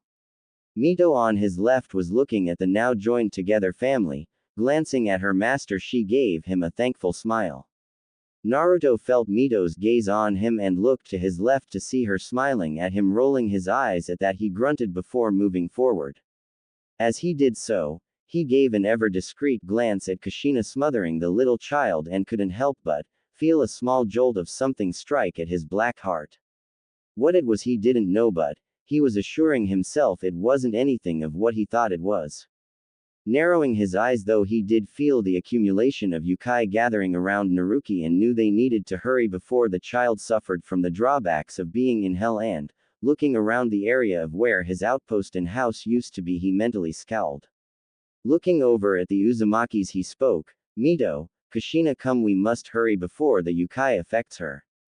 Since the residence is destroyed, we'll be going to my secondary base of operations. He received confused glances from the two women as the little 5-year-old girl just snuggled more into her mother's warmth. Naruto-sama, not to sound rude, but where is this other home? Mito asked, which her devil master just gave her a glance before snapping his fingers, creating a portal once more. Walking toward it, followed by the two, he spoke. It is located near the volcano of Unmade Doom. Once there, we shall go into the house where we can begin Naruki's transformation. Kushina and Mito nodded at this, knowing the only way for Naruki to live in hell, if she was to be doing so, was to become a demon. They both knew this and didn't quite care. Humanity was all but a disgusting term to them. They honestly couldn't be happier to have chosen the life they had now, especially Kushina, as she held her little Masumi in her arms once again. Though what none saw or sensed for that matter was a pair of eyes watching them with pure disgust and hatred for the three devils. Cliff side of the volcano. Stepping out of the portal, Naruto and the group came upon the cliff of one giant volcano, one where the very peak itself reached past the dark blood clouds itself. The two seemed to be marveled at the sight, as lava seemed to run down its out shell, somehow separated from the cliff side itself. Mito, Kushina, stop standing and hurry up. Naruto's voice shook them of their stupors and rushed toward him. Kushina, while following her master, looked down at Naruki only to see to her growing horror her face scrunched up like she was in some sort of pain. The whimpering didn't help it either. Naruto seemed to have heard the small whimpers and appeared beside Kushina with an impatient look in his eyes. Damn it, The effect of the yukai is spreading faster than I thought. I'm gonna need to improvise, he said before taking Naruki from Kushina's shocked form. Then he looked at both Kushina and Mito. Follow me. With that he shot off deep into a cavern within the volcano. Without a second of hesitation they followed him in. Not knowing what their master was going to do, they never did see a shadow of a being within the darkened cliffside. Within the cavern, Kushina and Mito had both caught up to their master only to see him standing in a runic circle similar to the ones he used on them, only this one being written differently this time. The other thing that was different, that instead of a dead body in the center of the ceiling circle was Naruto himself holding the little girl in his arms. His yukai seemed to slowly seep out of him and into the runes in the arcanic circle. His eyes seemed to glow ever so slowly as his hands held the trembling Naruki. Casting his gaze at the two worried slaves, he spoke in a slightly demonic tone, Kushina. Mito, things are gonna have to be done differently with the girl's case. It would seem the Biju's yukai within her and the infinite amount of yukai in Makai is slowly tearing her apart on the inside. Her soul itself is being corrupted and soon will either die or she would become nothing more than a bloodthirsty demon. Kushina, hearing this, almost burst into tears. Seeing this, he spoke before she could interrupt him. Do not worry though. I have another way to fix this, but I will say Naruki won't be human any longer and will become a devil like we are. To counterbalance the yukai coming from within her and the one outside pushing into her, I will need to infuse not only my own yukai into her, but my own blood as well. For you see, the power of the yukai I give her would literally tear her apart, no questions asked, but if I were to override her human genes with my blood, it will change her in a devil like myself. Thus her body would survive the transfer. Hearing this, they both had to nod at that. They knew the only way for the little girl to survive was to become a demon. It was a miracle she wasn't already torn apart by the energies within Makai, but both guessed a chemi within her was protecting her in a way, even if it was hurting her a little in the process. Kushina, gaining her words, looked at her master with a determined look in her eyes. Master, please, save my little girl. I don't care what happens, I just want her to live. Where I can hold her in my arms and protect her like I should have done when she was just born. Hearing this, Naruto turned back to the little girl in his arms and sighed. Very well then, Uzumaki Naruki shall be saved, from a fate worse than death or hell's torture themselves. Let her be transformed and become my daughter in all but flesh. Let her be born anew. He shouted before his eyes practically lit on fire. Purple flames engulfed his eyes as blood started to pour from his eyes and body. It all but soaking the little girl in his arms and the blood touching the runic circle he stood upon. Looking down at the girl, he set her down in the puddle of blood before he kneeled down at her side and spoke a spell that he had yet to ever and thought he would never use. Akuma Magiku. Akuma no Kai Tenso, demon magic. Demonic blood transfer, and with that he placed both his hands on the puddle of his blood. He watched, as did Kushina and Mito, as blood-red runes appeared in the blood before it stretched toward the shivering body of Naruki. They watched. When the runes touched her body, she seemed to stop shivering completely, like she was completely frozen in place, as the blood seemed to be soaked into the runes and it flowed into the girl. As it did so, Naruto and the other two could already see the differences happening to her. Her hair seemed to have changed a bit, the red streaks seemed to have grown and the main blonde hair replaced by the red hair. Now her hair resembled Kushina, but golden streaks laid within. Her skin, that was the same tone as Kushina's, seemed to have gotten a bit paler, like Naruto's own. The whisker marks on her face seemed to fade a bit, but still there, and face seemed to lose some of its tomato-shaped look, but still some there, only a bit less baby fat. As the blood finished going into the frozen form of the changed Naruki, Naruto sighed before he placed his hand upon the girl's head and spoke once more. Now for the last part. To have her actually survive in Makai, she will need not only my blood but some of my devil power to awaken her own devil blood. So when this is finished, she should be just fine. The two nodded and watched with bated breath as they watched their master practically save Kushina's daughter from death and bring her to a new life they knew she would love than the one she had before. channeling his devil power while condensing it into a much weaker version as to not kill the child due to overpower. He channeled it through his body and to his hands before he spoke. Akuma Magiku, Akuma no Pawa Tenso, Kakusei Demon Magic, Demonic Power Transfer, awakening. With that his hands bursts into purple flames before they traveled to Naruki, engulfing her body. Though the flames didn't harm her, more like it was welcoming her, covering her up like a warm blanket. Plus the comfort showing on the girl's face showed exactly how much she felt comforted at the flames engulfing her body. But soon, they like the blood slipped into her body, most assuredly into her new demonic genes to awaken her devil blood. It seemed to work when her body soon let out a small shockwave, creating a small crater where she laid. Yet it didn't disturb Naruto or the other two Uzumakis in the slightest, though Naruto did raise an eyebrow at the power output she just released. That's interesting. Even if the power level she released was lower than most demons, it was enough. It was around the level of a low mid-class demon before going into the trained demon's Yukai levels. Most demon children never have such power at such an age. He was cut out of his thoughts when he heard a slight murmur under him.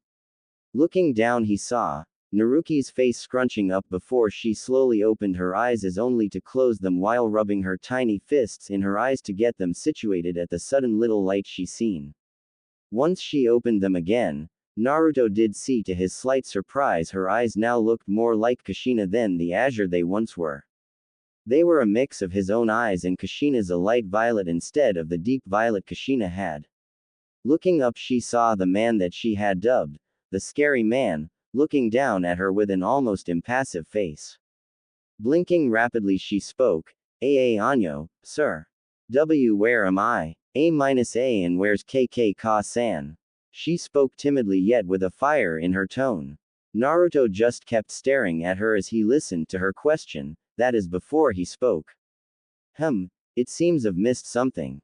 Oh, that's right. I need to pull that pest out of you to fully reach your demonic abilities. Naruki blinked confusingly at this while Kushina and Mito's eyes widened, knowing what he meant at his words.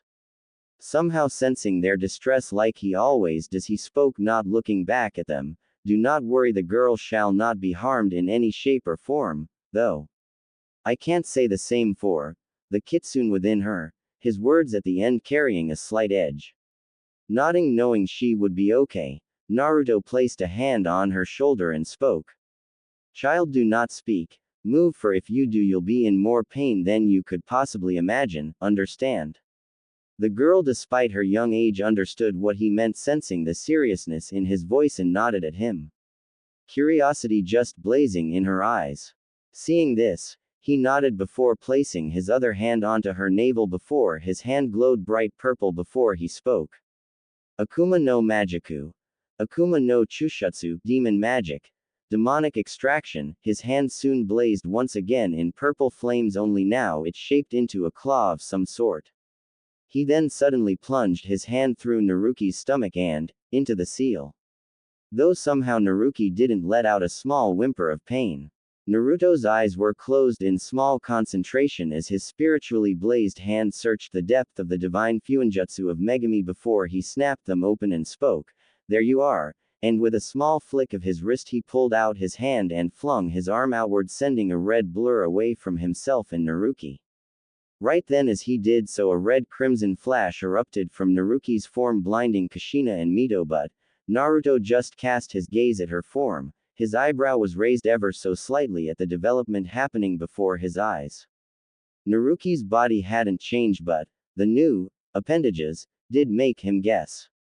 For now a red-crimson fox tail waved past her backside as two crimson fluffy fox ears twitched above her head. Her whisker marks seemed to have deepened a bit, but not so much. Seeing she was fine, he waved his arm and the runic circle soon cracked before breaking away like glass before dissolving into the air in a black smoke. Okay, she should be fine, he said before his gaze shifted toward another occupant inside the cavern. His purple eyes crackling with anger at the sight before him. Kushina and Mito wasted no time and appeared beside the confused Naruki, and before the girl knew it she was pulled into a almost crushing hug by Kushina. She blinked rapidly as she was practically smothered by Kushina. Mito didn't help matters as she too was hugging them both in a great embrace. Seeing struggling feudal, she snuggled in her mother's arms, letting a small purr as her ears twitched, as did her new tail. The two saw this and gave Naruto a questioning gaze, to which he grunted, "I'd say it's a side effect of being the kyuubi's container. Unlike you two, Naruki became a devil differently, and just having the kyuubi's yukai still in her even after the extraction, it fused with her genes, making her into a hybrid of a devil and a kitsune," he said with a nonchalant tone. Kushina accepted it without question before she nuzzled her face into her Masumi's hair. As the three Uzumakis stayed together, Naruto's gaze were now dead set upon the figure before him. "Now, what to do with you?" Hearing his words, Kushina and Mito and the slightly awakening Naruki would turn their gazes at him, only to see what he was talking to, and to their immense shock, it was Akemi. Her form was kneeling on the ground, her long crimson blood-red hair sprayed out upon her back and ground. Her crimson-slitted eyes showed exhaustion beyond measure as her milky skin looked more pale than usual. Her kimono scuffled a bit from the sudden extraction, but when her eyes soon landed upon Naruto's own purple ones, they soon swelled up in immense fear. Naruto shifting his body to her, he walked up to her with an impassive look on his face. Sensing something wrong, Naruki struggled out of Kushina's arms and ran toward Naruto. As the devil got to Akemi, he suddenly felt a sudden pull on his leg. Slowly looking down, he saw the worried face of the newly transformed Naruki. "Wait, sir. Please don't hurt her. She's my friend. She was my only friend I had, and I don't want to lose her. Please let her stay with us." Naruto just kept his impassive stare on the girl before he cast his gaze to Kushina, giving her a pointed gaze. Seeing this, she quickly went to him and kneeled to her daughter and slowly but gently wrapped her arms around her body and pulled her from her master's leg. Even as she clinged as best she could, Kushina wouldn't have it and pulled her daughter away. "No, Ka-san. Let me go, please. She's my fiend and I don't want her hurt," Naruki shouted, thrashing and yelling in her mother's arms. Kushina quickly walked to Mito before she stopped her daughter's thrashing by falling to her knees and hugging her daughter to her, completely letting her small muffled yells be silenced by her chest. When she started to calm down, she looked down at her daughter and gave a sad, tearful smile. "Naruki-chan, can you be a big girl and listen to Ka-san for a moment?" The girl slowly looked at her mother while stopped her thrashing completely. Her eyes swelled up with inevitable tears, them being red and puffy. Giving a small kiss to her forehead, she spoke, "You see, Akemi-chan has done many bad things which have made Naruto-sama very displeased with her. Believe me, I know what you're feeling, for Akemi-chan was my friend also." Hearing this, the little hybrid snapped her gaze at her, tearing up Ka-san, her eyes widening at the realization before she blinked her eyes, trying to erase the tears, as she was. Kushina just smiled before nodding. Looking in her daughter's eyes, she spoke, "Yes, she was. In fact, Akemi-chan was my friend just like she was to you. During my time growing up, she was always there for me when no one else was. Sometimes during my life, if it wasn't for her, I wouldn't be here right now. Heck, when she found out about me having you, she was completely ecstatic and was wanting to always meet you." Naruki looked at Kushina, shocked at what she said, and couldn't help for a wide smile to cross her face. That is before the situation come back down on her, but Kushina saw this and continued, "But that's a story for another time. You see, Naruki-chan, there are just some things Akemi-chan has done that must be redeemed in any way that can be done. Naruto-sama has to deal with her in his own way, and we can't do anything about this. But she's my friend." Kushina nodded, pulling her daughter even more into an embrace, and spoke softly. "I know, Naruki-chan. I know, but like I said, there is nothing we can do." This caused Naruki to go silent and look worryingly at her savior and her friend. Standing in front of Akemi, Naruto's eyes staring down her own without a shred of hesitation, his body imposing like a wrathful titan, pressing down on Akemi like a monstrous weight pressing down on her. That is before the sound of lightning sounded the area. Looking fearfully, she saw Naruto's left hand crackling with pure black-purple streaked lightning. She could feel the great power condensed within the lightning that was way beyond her understanding. She honestly believed the power was strong enough to kill the kyuubi itself. Depending on who was making the attack, she didn't doubt it. Naruto gave her an unforgiving look as he walked up to her and spoke with his lightning-encased hand inches away from Akemi's head. Now Biju, give me one good reason why I should not obliterate you where you stand. For the mockery you have inflicted upon our kind's name, dragging it through the damn mud and allowing yourself, you, the mightiest of the Biju, controlled by mere humans, and not only once but 3 times. His tone sinisterly demonic, which scared the already trembling Akemi even more. The Kitsune Biju couldn't tear her gaze away from the man's eyes, she couldn't help herself but be completely terrified more than she had ever been. I mean, who could blame her? Standing before her reading to completely destroy her was a legend, yet also a nightmare among the demon kind. The mightiest of the demon titans, a individual all demons and even titans feared. The devil of legend said to have created and brought the apocalypse countless times upon hell with his fights against Lucifer. Someone no one wanted as an enemy, for he himself made the deities themselves shake in fury at his name. And right now, that very devil was before her, ready to completely destroy her, and her soul, and send them both to the oblivion. She bowed her head in complete submission, something she never or rarely ever does, for it was against her demonic pride. But when it comes to someone that can kill you with but a flick of his hand, she didn't give a rat's for her damn pride. Speaking in the most respectful tone she ever used, Akemi spoke, I know, and I know there's nothing that can ever change for the things I've done and let pass. I knew I should have been more careful around humans, especially when I knew they could enslave others, but I never expected to be caught like that. Her words laced with the greatest of honesty and truth. Naruto narrowed his eyes as the potency of the lightning got even stronger. A dark aura started to shroud his body. When she saw this, her eyes widened even more before she practically slammed her head to the ground, bowing before the devil that held her life in his hands, literally so. She spoke with the utmost pleading and truth that it shocked the 3 saddened Uzumakis. But I really want to make amends for all the mistakes I've made, even if it would take me countless years. I want nothing more than to make amends for my past failures. I swear it to you on my demon honor and every 9 of my kitsune tails. This made Naruto raise an eyebrow in slight curiosity. It was a known fact, the kitsune can never break a promise no matter what it was. By swearing on her tails, she was declaring how much she would sacrifice to make up for her mistakes. Not only swearing on her demon honor but her tails as well. This is a interesting development. Looking into her eyes, he spoke, and what, pray tell, do you have that I could honestly want, and it best be good lest your soul be obliterated right now? He kept the lightning encased hand near her face to strengthen his words. It did its job to make the kitsune tremble even more in fright. I'm willing to become your slave for eternity. Her words leaving her mouth filled with desperation and honesty. Naruto narrowed his eyes on at the words she just uttered. To speak such things, her, a weakling, become his slave. That was an insult. He'd have nothing to do with a slave that was as weak as she was.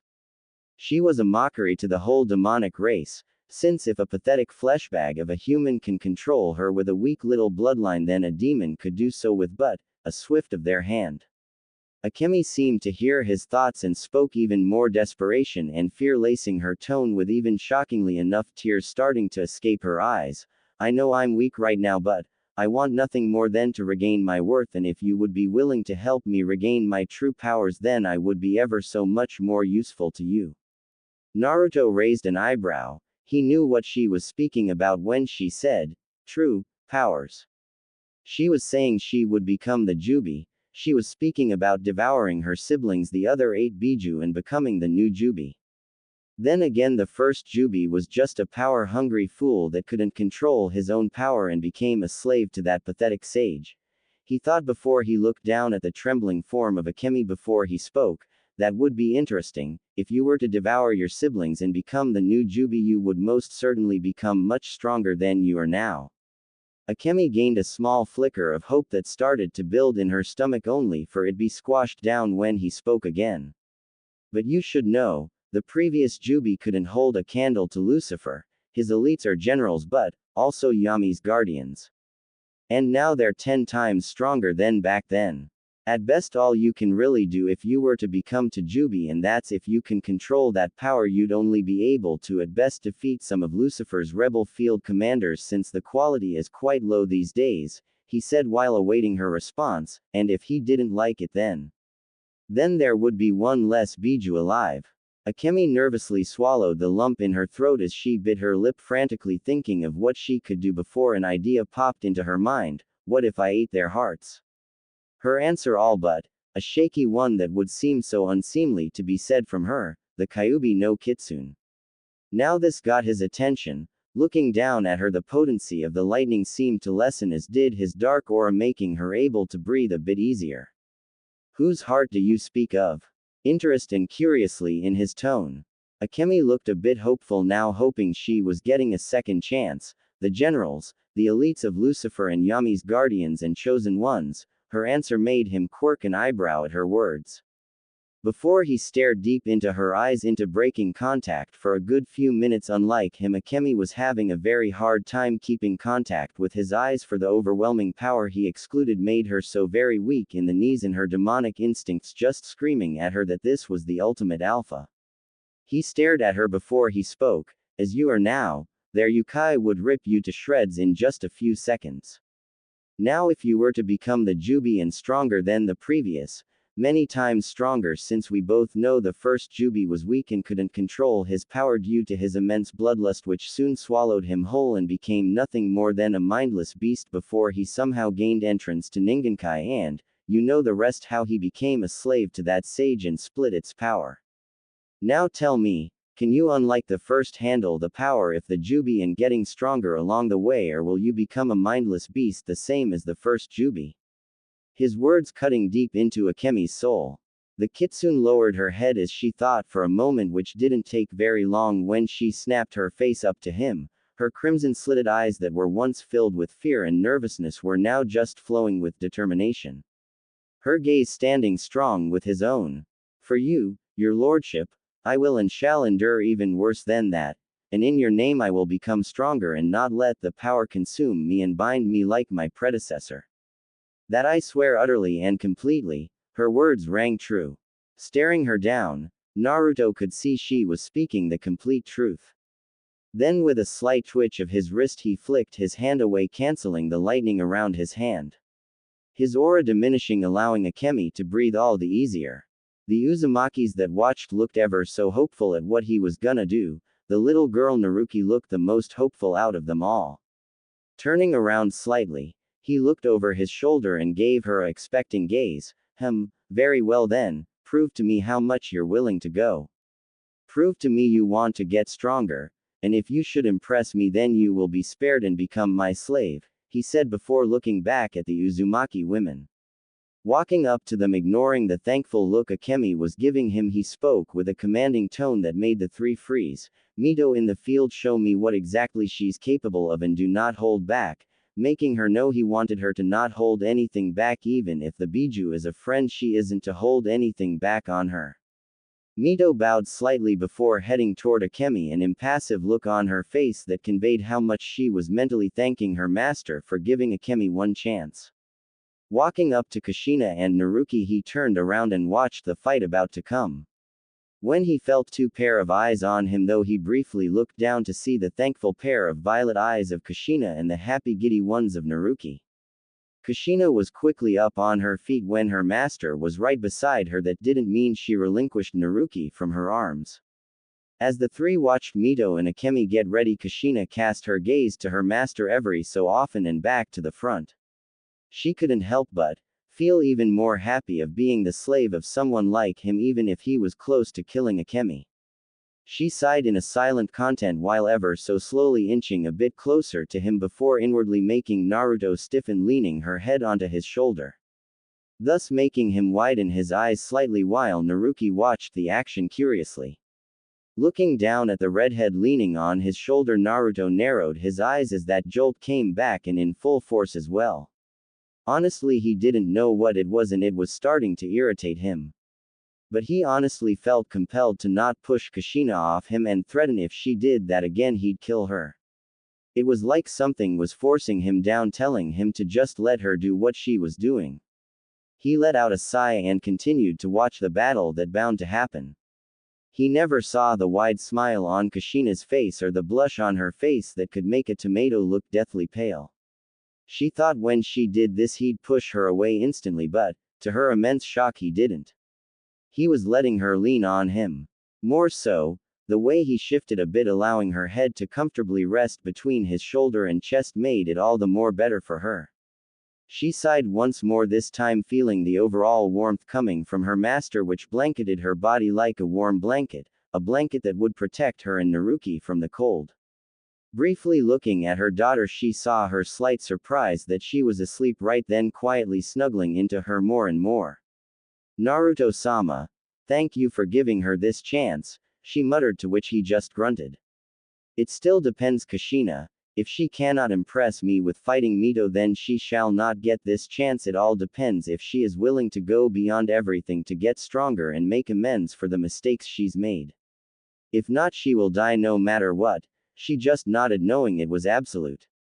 His word was law to them and knew it couldn't be broken no matter how much you didn't want it to be so. So Kushina just closed her eyes for a moment, enjoying herself from feeling herself leaning against her master. She then opened her eyes to watch the battle that was about to begin. "Very well then, master." With Mito and Akemi standing on opposite ends, Mito and Akemi eyed each other as they stood ready to fight one another. Mito eyeing her former prisoner with an impassive look as our demonic aura started to leak off her and shroud her body in a crimson-purple aura. As Akemi gave her a stare filled with determination and the will to win, something that made her mentally smile at.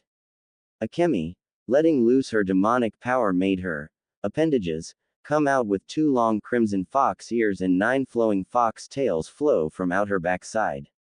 The whiskers on her face deepened till they literally became real. Her hands soon became claws as fangs protruded from her mouth. Mito, seeing Akemi was ready, spoke. "Now Akemi, let's see how willing you're ready to go, to impress master." With that, Mito pulled out her hands and before speeding toward Akemi, the Biju doing the same. Her purple eyes glowing as Akemi's own crimson doing the same. Once they appeared inches from each other, it signaled the fight had begun. Boom! A explosion of smoke and dust erupted as Mito and Akemi struggled with a headlock grasp. Their hands grasping the others in a ever-tightening grip. They stood firm on the cracking ground as each held their ground. Mito looking impassive as ever as Akemi struggled to keep her stance, since Mito's overwhelming strength was pushing hers down quickly. Reacting quickly, she had one of her tails coming from her left, coming from behind Mito's guard and swatting her away and into the cavern walls. Not letting up, she charged right at the silent as ever Mito, only to stop when she felt a sudden impact hit her stomach. Looking down, she saw Mito's foot slammed into her stomach. Not able to let out a sound, she was sent flying into the opposite wall, thus cracking it as rubble started to fall around her. She was still trying to wave off the hit she felt that knocked the air right out of her, only to see a pair of glowing purple eyes converge right on her. "Don't let up or you will lose, Akemi," was Mito's only warning before her hand grasped Akemi's face before she swung right past her master and Kushina, making the wind blow past them, making their hair blow back as she sped past them after her target. Naruki was still amazingly asleep throughout it all. Kushina blinked slowly while Naruto just turned around and walked toward where the battle would be taking place.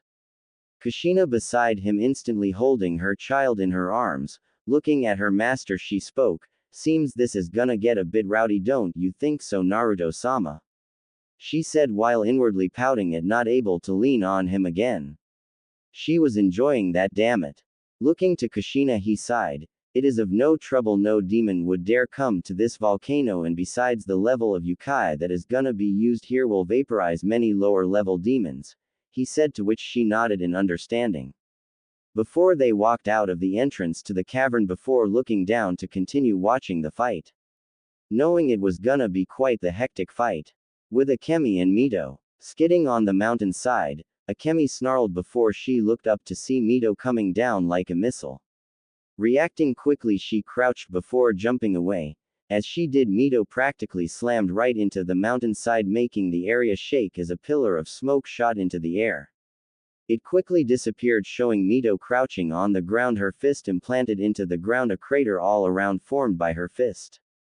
When she snapped her eyes to Akemi, they glared as did her own crimson ones. With that, both disappeared only to appear in the air again, clashing, their clashes making small shockwaves erupt from them, making the ground crack and shatter, boulders explode and dead trees uproot. It soon ended when Mito punched Akemi in the stomach before giving her a spin kick to the head, sending into the ground, creating yet another crater. Not letting up, Mito shot down toward Akemi, readying her hands once more. Only when the smoke cleared did her eyes widen slightly when she saw Akemi gathering Yukai into her claws. Glaring at her oncoming target, Akemi concentrated her Yukai into her claws before shouting, "Kitsune Oni no Sume." Fox Demon Claw. Soon both her claws were engulfed in a crimson fire-shaped claw before she swung both her arms toward Mito, making them shoot toward her like a speeding missile. Seeing them come, Mito silently cursed before quickly moved in the sky, avoiding the flaming claws. Getting irritated with her maneuvering, Akemi moved them once more onto Mito, which she dodged once more, only to the Uzumaki's surprise another pair of flaming claws shoot out of the first pair, which soon grasped her body in a dual grip. And with a grin, swung her arms down, which the flaming claws soon followed. "Take this, Mito," she screamed before slamming the Devil Empress into the ground, splitting it like a small earthquake as a medium-sized ravine appeared. Yet again another crater formed, only this time as Akemi glared into the smoke she suddenly felt her fire claws start to turn gray. Seeing this happen, her eyes widened before canceling the technique. Good thing she did, because once she did, the fire-engulfed claws soon became nothing but stone, which soon cracked and shattered, turning to dust that flowed in the wind. "That was good, now keep going," was the words that whispered into her ear. Spinning around, she was quick enough to dodge or guard against the incoming punch was planted into her face, making it cave in itself. Not stopping, Mito slammed her other hand into Akemi's stomach, making the Biju gasp before coughing up blood. Mito didn't let up before grabbed Kyuubi by one of her tails and swung her around before letting her missile through and ram into a couple of dead trees, which she soon followed in, since now Akemi was inside the forest of dead trees. Through it all, Naruto's scanning, calculating eyes moved from one end to another, watching the fight with a calculative eye. In the forest, Akemi panted, her hair cascading over her eyes. She had a hand on a tree as she regained some air. As she did so, her mind thought a mile a second as to how to fight Mito, who she knew was much stronger than her. "But I won't give up. His lordship is giving me a second chance. I promised I'll do anything, and I damn well meant it." With a renewed vigor, Akemi narrowed her eyes before twisting around, blocking a kick from Mito. She stood her ground, but the ground behind her didn't, for it uprooted behind her, shattering and cracking. Her long blood-red hair billowed in the wind before she grasped Mito's foot before swing her up before slamming her into the ground. She didn't stop there. After letting go of her legs, she grasped her head and started to repeatedly slam her face into the ground. With each hit made the ground gain a bigger crater with each one. A multiple sound of banging could be heard from within the forest. When she was done, Akemi grasped Mito by her neck, only to be swatted away when a clearly unscathed Mito grasped her arm and pulled her to her before kneeing her in the chest before ramming her fist into her face once more, rocketing her through several more trees. As she did so, Mito brought up both her hands and spoke. "Take this, Harefire. Fuyasutomu, Hellfire. Firestorm," and then suddenly she raised her arms into the air as her hands suddenly shot out multiple orbs of hellfire into the air surrounding the minuscule area where Akemi was. As she did so, her eyes glared at the struggling Akemi. "If you don't wanna die, then I suggest you get up," was her words before she dropped her arms downward, which the orbs somehow followed her movement. They suddenly shot down toward Akemi. Seeing this and seeing no other way out, Akemi grit her teeth before expelling her Yukai outwards, surrounding her body in a sphere of blood-red Yukai. She hoped it would withstand. Boom! A sphere of hellfire erupted from the forest, destroying all in its path. The ground shook and cracked as the chaotic winds and shockwaves formed. The attack blew past Naruto and Kushina, which didn't do much but ruffle their hair. Their eyes were on the fight completely, while Kushina led a small thank you that Naruki wasn't awake right now. That was smart of her, condensing her yukai around herself like a protective barrier. It was a good plan, Kushina said, to which Naruto just grunted.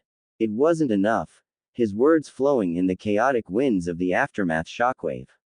But his eyes were now showing a flicker of interest.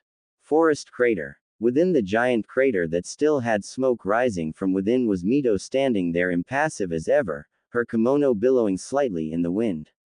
Her hair covering part of her eyes, which didn't stop them from glaring down below her at the smoking form at her feet. On the ground was Akemi, not dead but not fine either. Her body had slight burns and her kimono was burned greatly, showing much of her body. Parts of her silk black bra and panties, but none to showing. Her face though showed frustration above all. Damn it. I won't lose here. No, I won't, she said, not wanting to lose this last chance at life. A life she so desperately wanted more than anything. Mito, looking down at Akemi, just sighed. Akemi, you need to do a lot better than that to impress Master, if not you will die here, she said. Akemi seemed to stop struggling as she thought of what Mito said. She's right. I've been doing nothing to her, she doesn't have a scratch on her. I've been doing this all logically. I don't want to lose here. I want to make amends. I want to win this. I want to gain his lordship's interest. Akemi's eyes soon snapped open as her crimson eyes soon glowed pure blood red. An animalistic growl escaped her throat.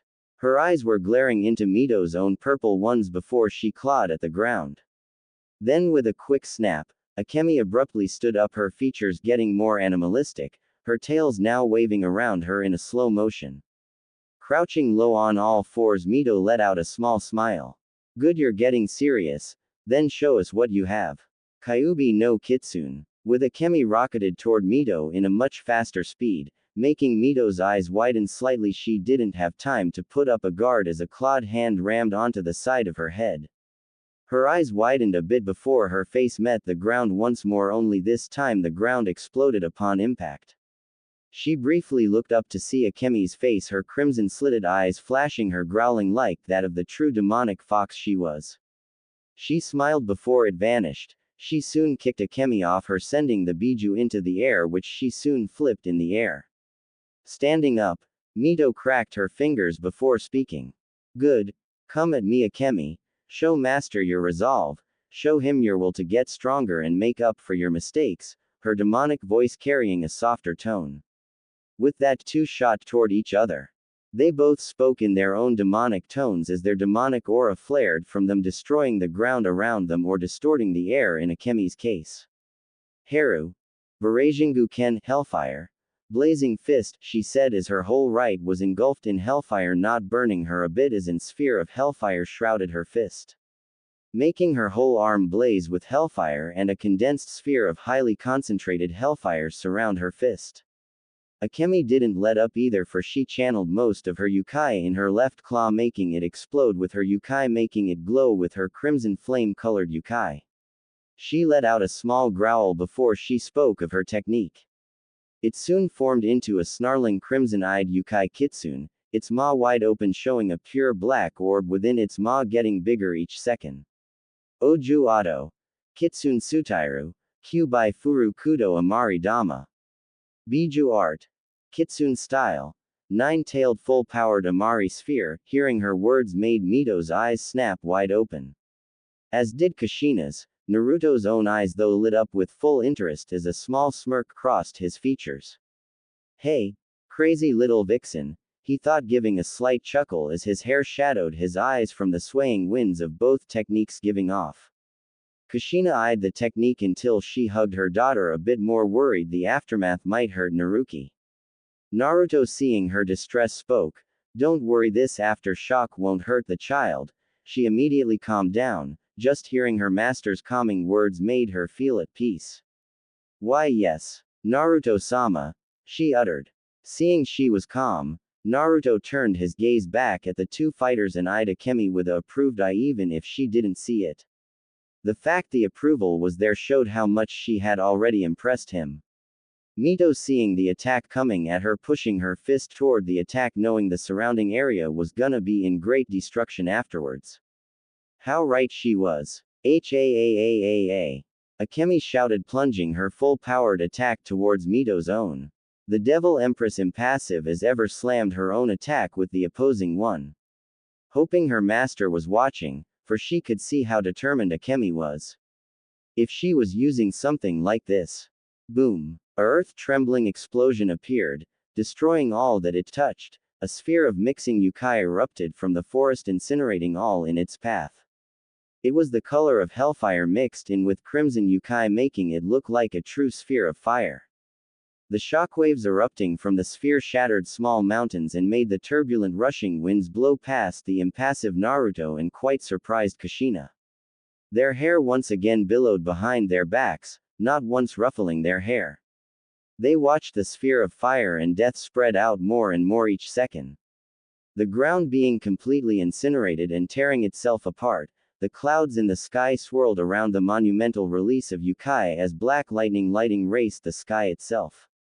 Seeing the sphere getting closer and closer to the volcano made Naruto sigh before he stretched out his hand and spoke. Barrier, he spoke as a giant non-visible barrier covered the whole volcano. It did its job. When the sphere touched the sphere, it completely and utterly halted, not able to move any further. Expectantly, since it didn't go any further, the sphere started to build up more and more into the sky like an oval before Naruto just closed his eyes. Boom. It did that exactly. The sphere exploded, making a pillar of smoke rise high above the sky of hell itself. Going through clouds all the way, it was never ending. Naruto stood in front of Kushina knowing this aftershock would pass through the barrier and would hurt the child, and he couldn't let that happen. So as the aftershocks blew past him, he continued to gaze down at the now smoke-filled crater with an impassive look that conveyed the impressed look within his eyes. That attack Akemi used was actually strong enough to injure one of Lucifer's generals and could quite possibly wipe out a small group of the rebel forces. He was quite surprised at how much yokai Akemi used, and in such a condensed manner as well. It was much stronger than the other Biju's normal Amari, that was for sure. A few minutes later, when the smoke disappointed, Naruto and Kushina could see two shadows within the crater. Concentrating his gaze on the two, he let out a small smile before he spoke. Come Kushina, it would seem the fight is over, he said before jumping off the cliff before floating down toward the crater, Kushina following him. Crater. Within the giant crater, the smoke rose into the air ever so slowly as the remaining yokai in the air seemed to float around like in never-ending fog. The fires of hell littered the ground in many different patterns. Within the raging aftermath of smoke and fire, was two shadowed forms, one standing, another laying upon the ground. The first was an amazingly unscathed Mito who had not a single scratch upon her flawless body. Her kimono was slightly burned, if anything, showing her bare shoulders and more of her toned legs. Everything else was unscathed, but, unlike her, Akemi was much worse off. The nine-tailed Biju was laying upon the ground with severe burns. Was Akemi. Her body was covered in multiple burns that was already healing but was quite severe. Her body had no clothing since her kimono was all but incinerated in the attack, with only her silk black bra and panties still there, but they themselves were barely hanging. Her eyes were closed, yet her slight breathing showed she was unconscious. Her fox ears laid flat upon her head as her tail sprawled out on the ground, not moving but with just a slight twitch. Kneeling before Akemi, Mito let a smile grace her features as she took her hand in her own and spoke, her impassive face now a gentle and sisterly one. She placed a hand on her cheek and smiled at her. You did great, Akemi-chan. You did absolutely wonderful. Her words flowed into the unconscious Kitsune's ears and possibly the other. That's when she heard two soft taps land on the ground, so looking behind her, she saw the smiling happily Kushina, who was holding a sleeping Naruki, as Naruto himself was eyeing both her and Akemi with his usual impassive gaze. Sei gave them both a bow of her head before Kushina rushed to her side checking if she were okay. As Mito frantically told her she was okay, Naruto walked over to the unconscious Biju and stood over her with a strange look in his eyes that had yet to show any intent to end her right there. More like the fact he was looking into her very being and analyzing her very soul. The two Uzumakis saw this and waited with bated breath on what their master was gonna do. But the next thing he did shocked them both. He gained a small smirk before speaking. To use that in such a highly condensed manner, you would have died if you were in Ningenkai if you used that. To have overpowered that attack and forcing everything into it. You are crazy, you little vixen, his words carrying a small amount of amusement and humor with each word. After a few seconds of no response, he kneeled down on his knee and picked up the unconscious Akemi. Carrying her in a bridal carry, he ignored the state of dress she was in and turned toward the surprised Uzumakis. Purr, was the sound that come from Akemi before she unconsciously snuggled into Naruto, her head rest against his chest, making the devil gain a twitch in his eyebrow. Looking down at her, he half contemplated to just drop her right there and have Mito carry her. Mito, Kushina, follow me, the woman needs rest, he said before he started to float back up to the cliffside. Kushina and Mito blinked before looking at each other before blinking again. Mito opened her mouth and spoke. You think, she started, that he's gonna let her stay? Kushina finished. They blinked once more before giant smiles graced their faces before they shot up toward their master with pure joy flowing through their body. Kushina knew her daughter would be even more excited at this.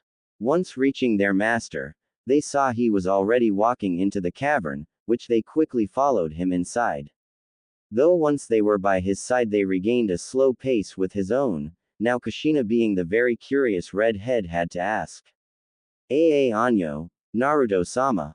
The devil just gave her glance, which she saw as she had his attention. What are you going to do with Akemi, if I may ask? This earned a sigh from the man. Before he kept walking. Well, I'll cut straight to the point with you, Kushina, as well as you, Mito. She wasn't going anywhere fast during the fight.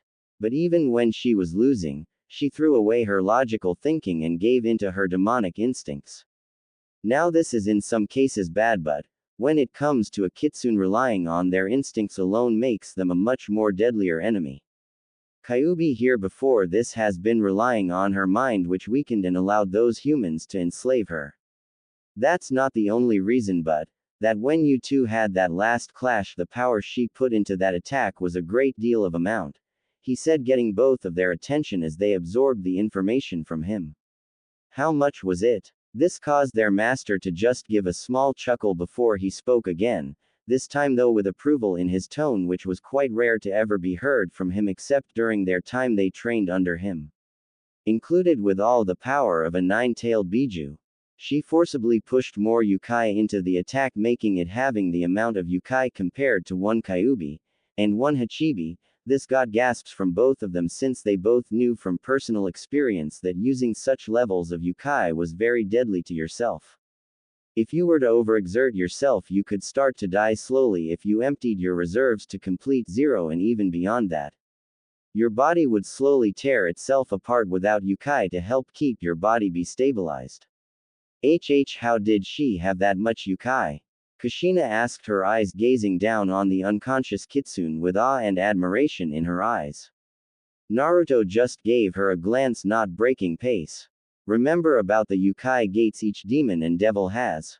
He received a nod. They remember that lesson. The Yukai gates were similar to the celestial gates the humans have, but the Yukai gates obtained much more Yukai and increased your power 100x with each one you open. There is said to be 7 in all, named for each sin known to the 3 realms. That had seen their master release one, just for a demonstration, and when he unleashed the first gate, they were immediately slammed into the ground by just the immense pressure of the Yukai flooding from their master's body. They still had nightmares when they remembered his appearance. It was so terrifying they were nervous around their master for a good couple of weeks. Even now they get extremely nervous if he were to ever resort to release one. Are you saying Akemi-chan released a gate? Mito said, to which Naruto just nodded.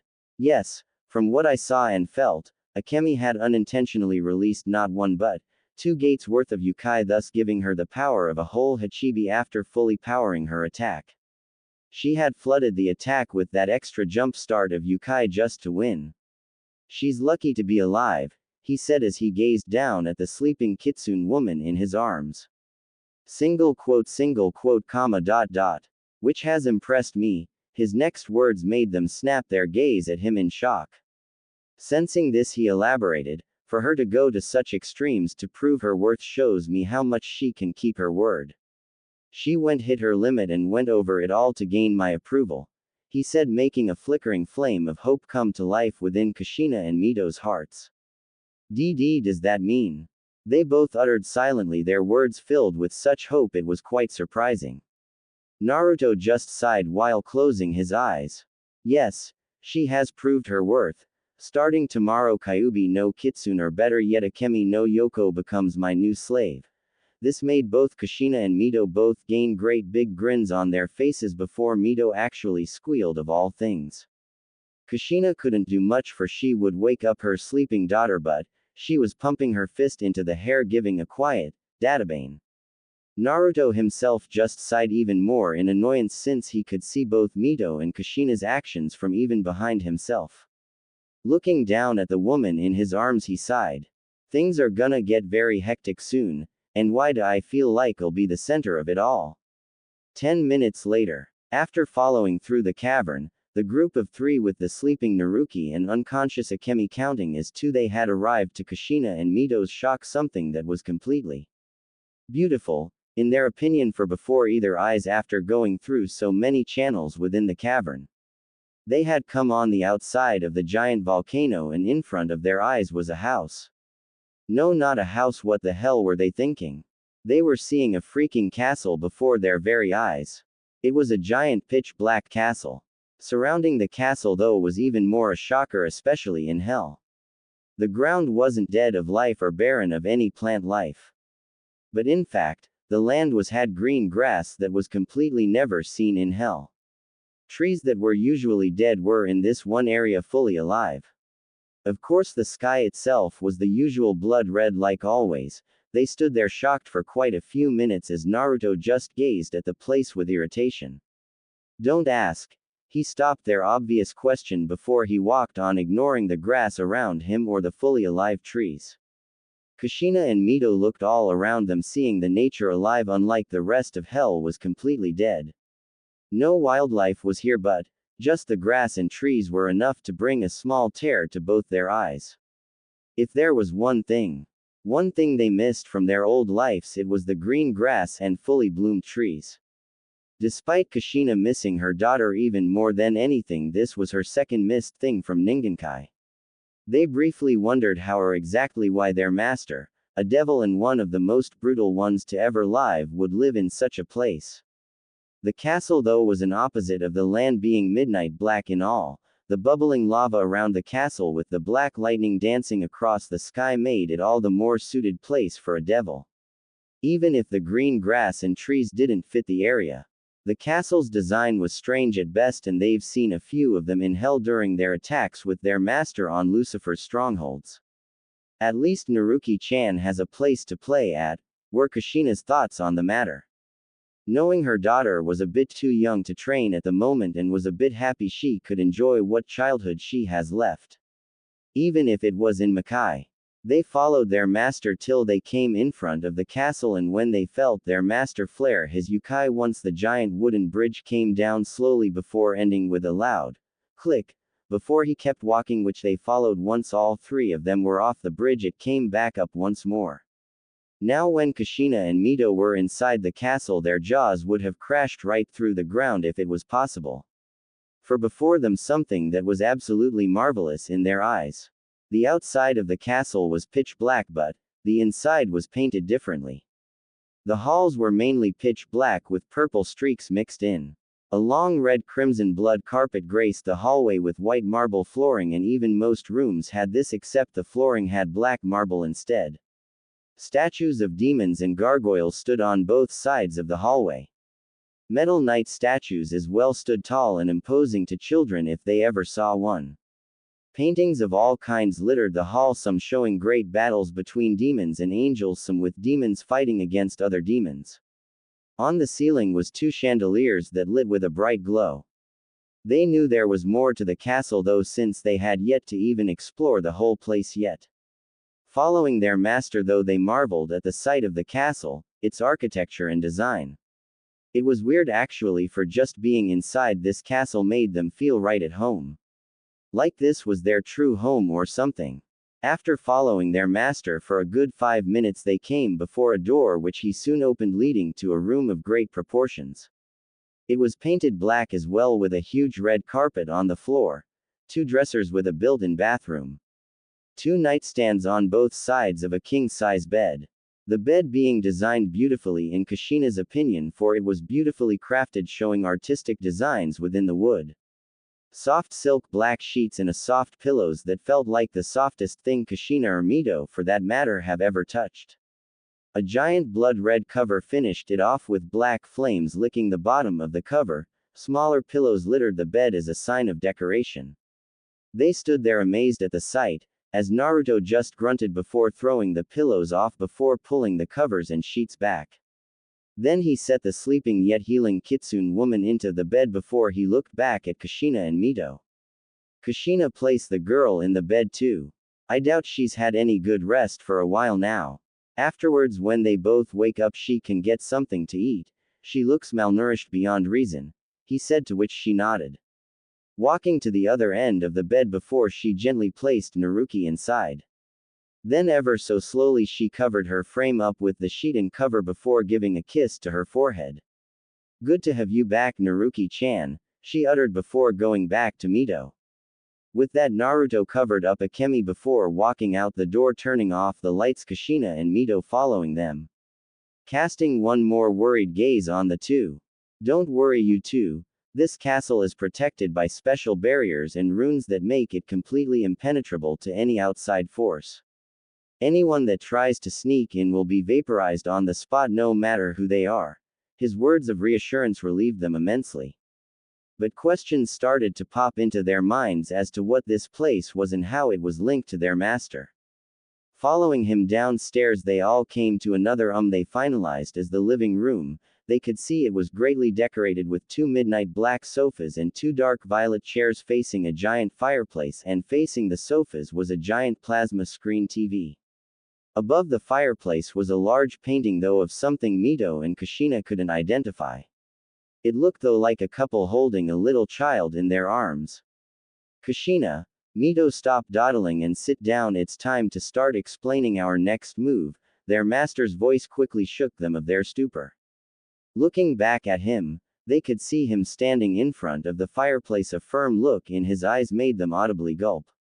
Once they sat down, Naruto turned around and gave them a sharp gaze that made them tremble on the spot. No matter what, if there was one thing that feared yet respected, it was their master. Things have changed, you two. Your training is gonna be upped by a few standards. I feel something stirring in the 3 realms, and it's only a matter of time before more battles break out.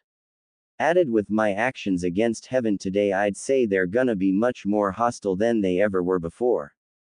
So from now on, you two along with Akemi shall be trained even harder than ever before, he stated, making both of them nod in unison. Seeing this, he continued, now on a lighter note, you may be wondering what this place is and why it's behind such a giant volcano. Well, the truth is, the place we were living at before was nothing more than an outpost. A training area for me and you two, but was also a lookout post for Lucifer's armies. Seeing as it's gone now, we'll have to resort to this place from now on, he mumbled irritatedly. Quirking an eyebrow, Kushina spoke, Master, as I may, but what is this place and how is there even living plant life in this area?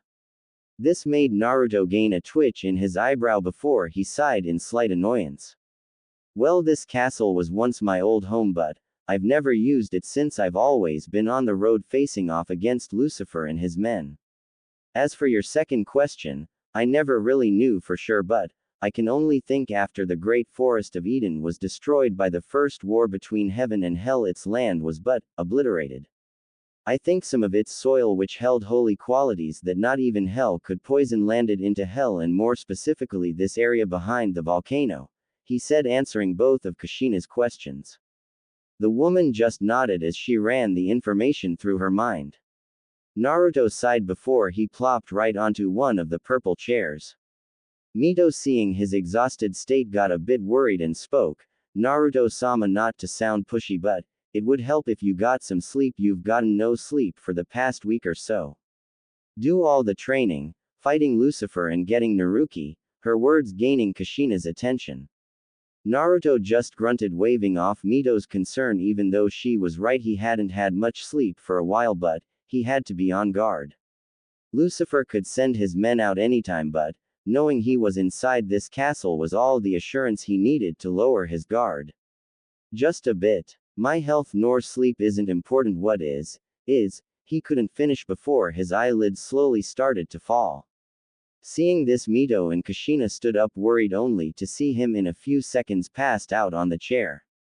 Seeing he was asleep Kushina and Mito both smiled briefly, Master is always watching out for us, even when he doesn't show it, huh? Kushina said her eyes staring at her master's form with gentleness of that of a worried woman. Mito nodded in agreement her own smile plastered on angelic face, yes, even if he hides it well very well, I can sense he cares for us in his own way and, is doing everything he can to make sure we're protected while training us to become stronger so we can protect ourselves, she said as she slowly walked to his side before kneeling beside the chair gazing at her master's sleeping face. Yeah, he deserves some rest, for all that he's done. Kushina said in agreement with that they both slowly put his arms over their shoulders and struggled to lift his body off the chair. After doing so they gently yet quickly went to find another room for him to sleep in. It took a few minutes but, to their luck they found a room with the same designs. But, the bed's color was that of dark violet with midnight violet covers. Slowly they unveiled the sheets before they started to place him in bed. They did have to struggle though for whatever was beneath his clothing weighed more than a few tons or so. But, what the two didn't encounter though as they did this was Mito. Kushina. Stop right there, the stern voice of which they recognized immediately made them freeze in front of the doorway. Nervous yet feared expressions crossed their faces. Turn around. They did so without hesitation but, they did it quite slow not wanting to meet their master's angered, in their mind's gaze. What they saw though made their eyes widened in shock. Naruto, their master was looking at them with an impassive look. He was sitting on the bed with his feet touching the floor. But what shocked them was that he was pointing to the other side of the bed. If you two are gonna drag me to bed then you're gonna sleep in the same room. Now get over here and get in bed, he said to which they just nodded slowly while trying, and failing, at hiding their reddening cheeks. It only got worse for the two when their master took off his coat and boots before he discarded his shirt as well. When he discarded his shirt though it was almost too much for the two women for they were seeing the upper body of a god. Not a single flab of fat was upon his chest, he had a rock-hard 8-pack. His chest cleanly cut yet lithe. His skin unblemished yet a few scars on his shoulders an X-shaped scar where his heart is. Besides that though they couldn't help but eye his body to their extreme embarrassment. They quickly got under the covers to hide their practical red glowing faces, it got redder when they felt Naruto get in the bed also. Those poor women would be like that for the rest of the night, sleeping completely on one side of the bed as to not wanting to disturb Naruto's sleep. If only they knew the situation they'd wake up in tomorrow.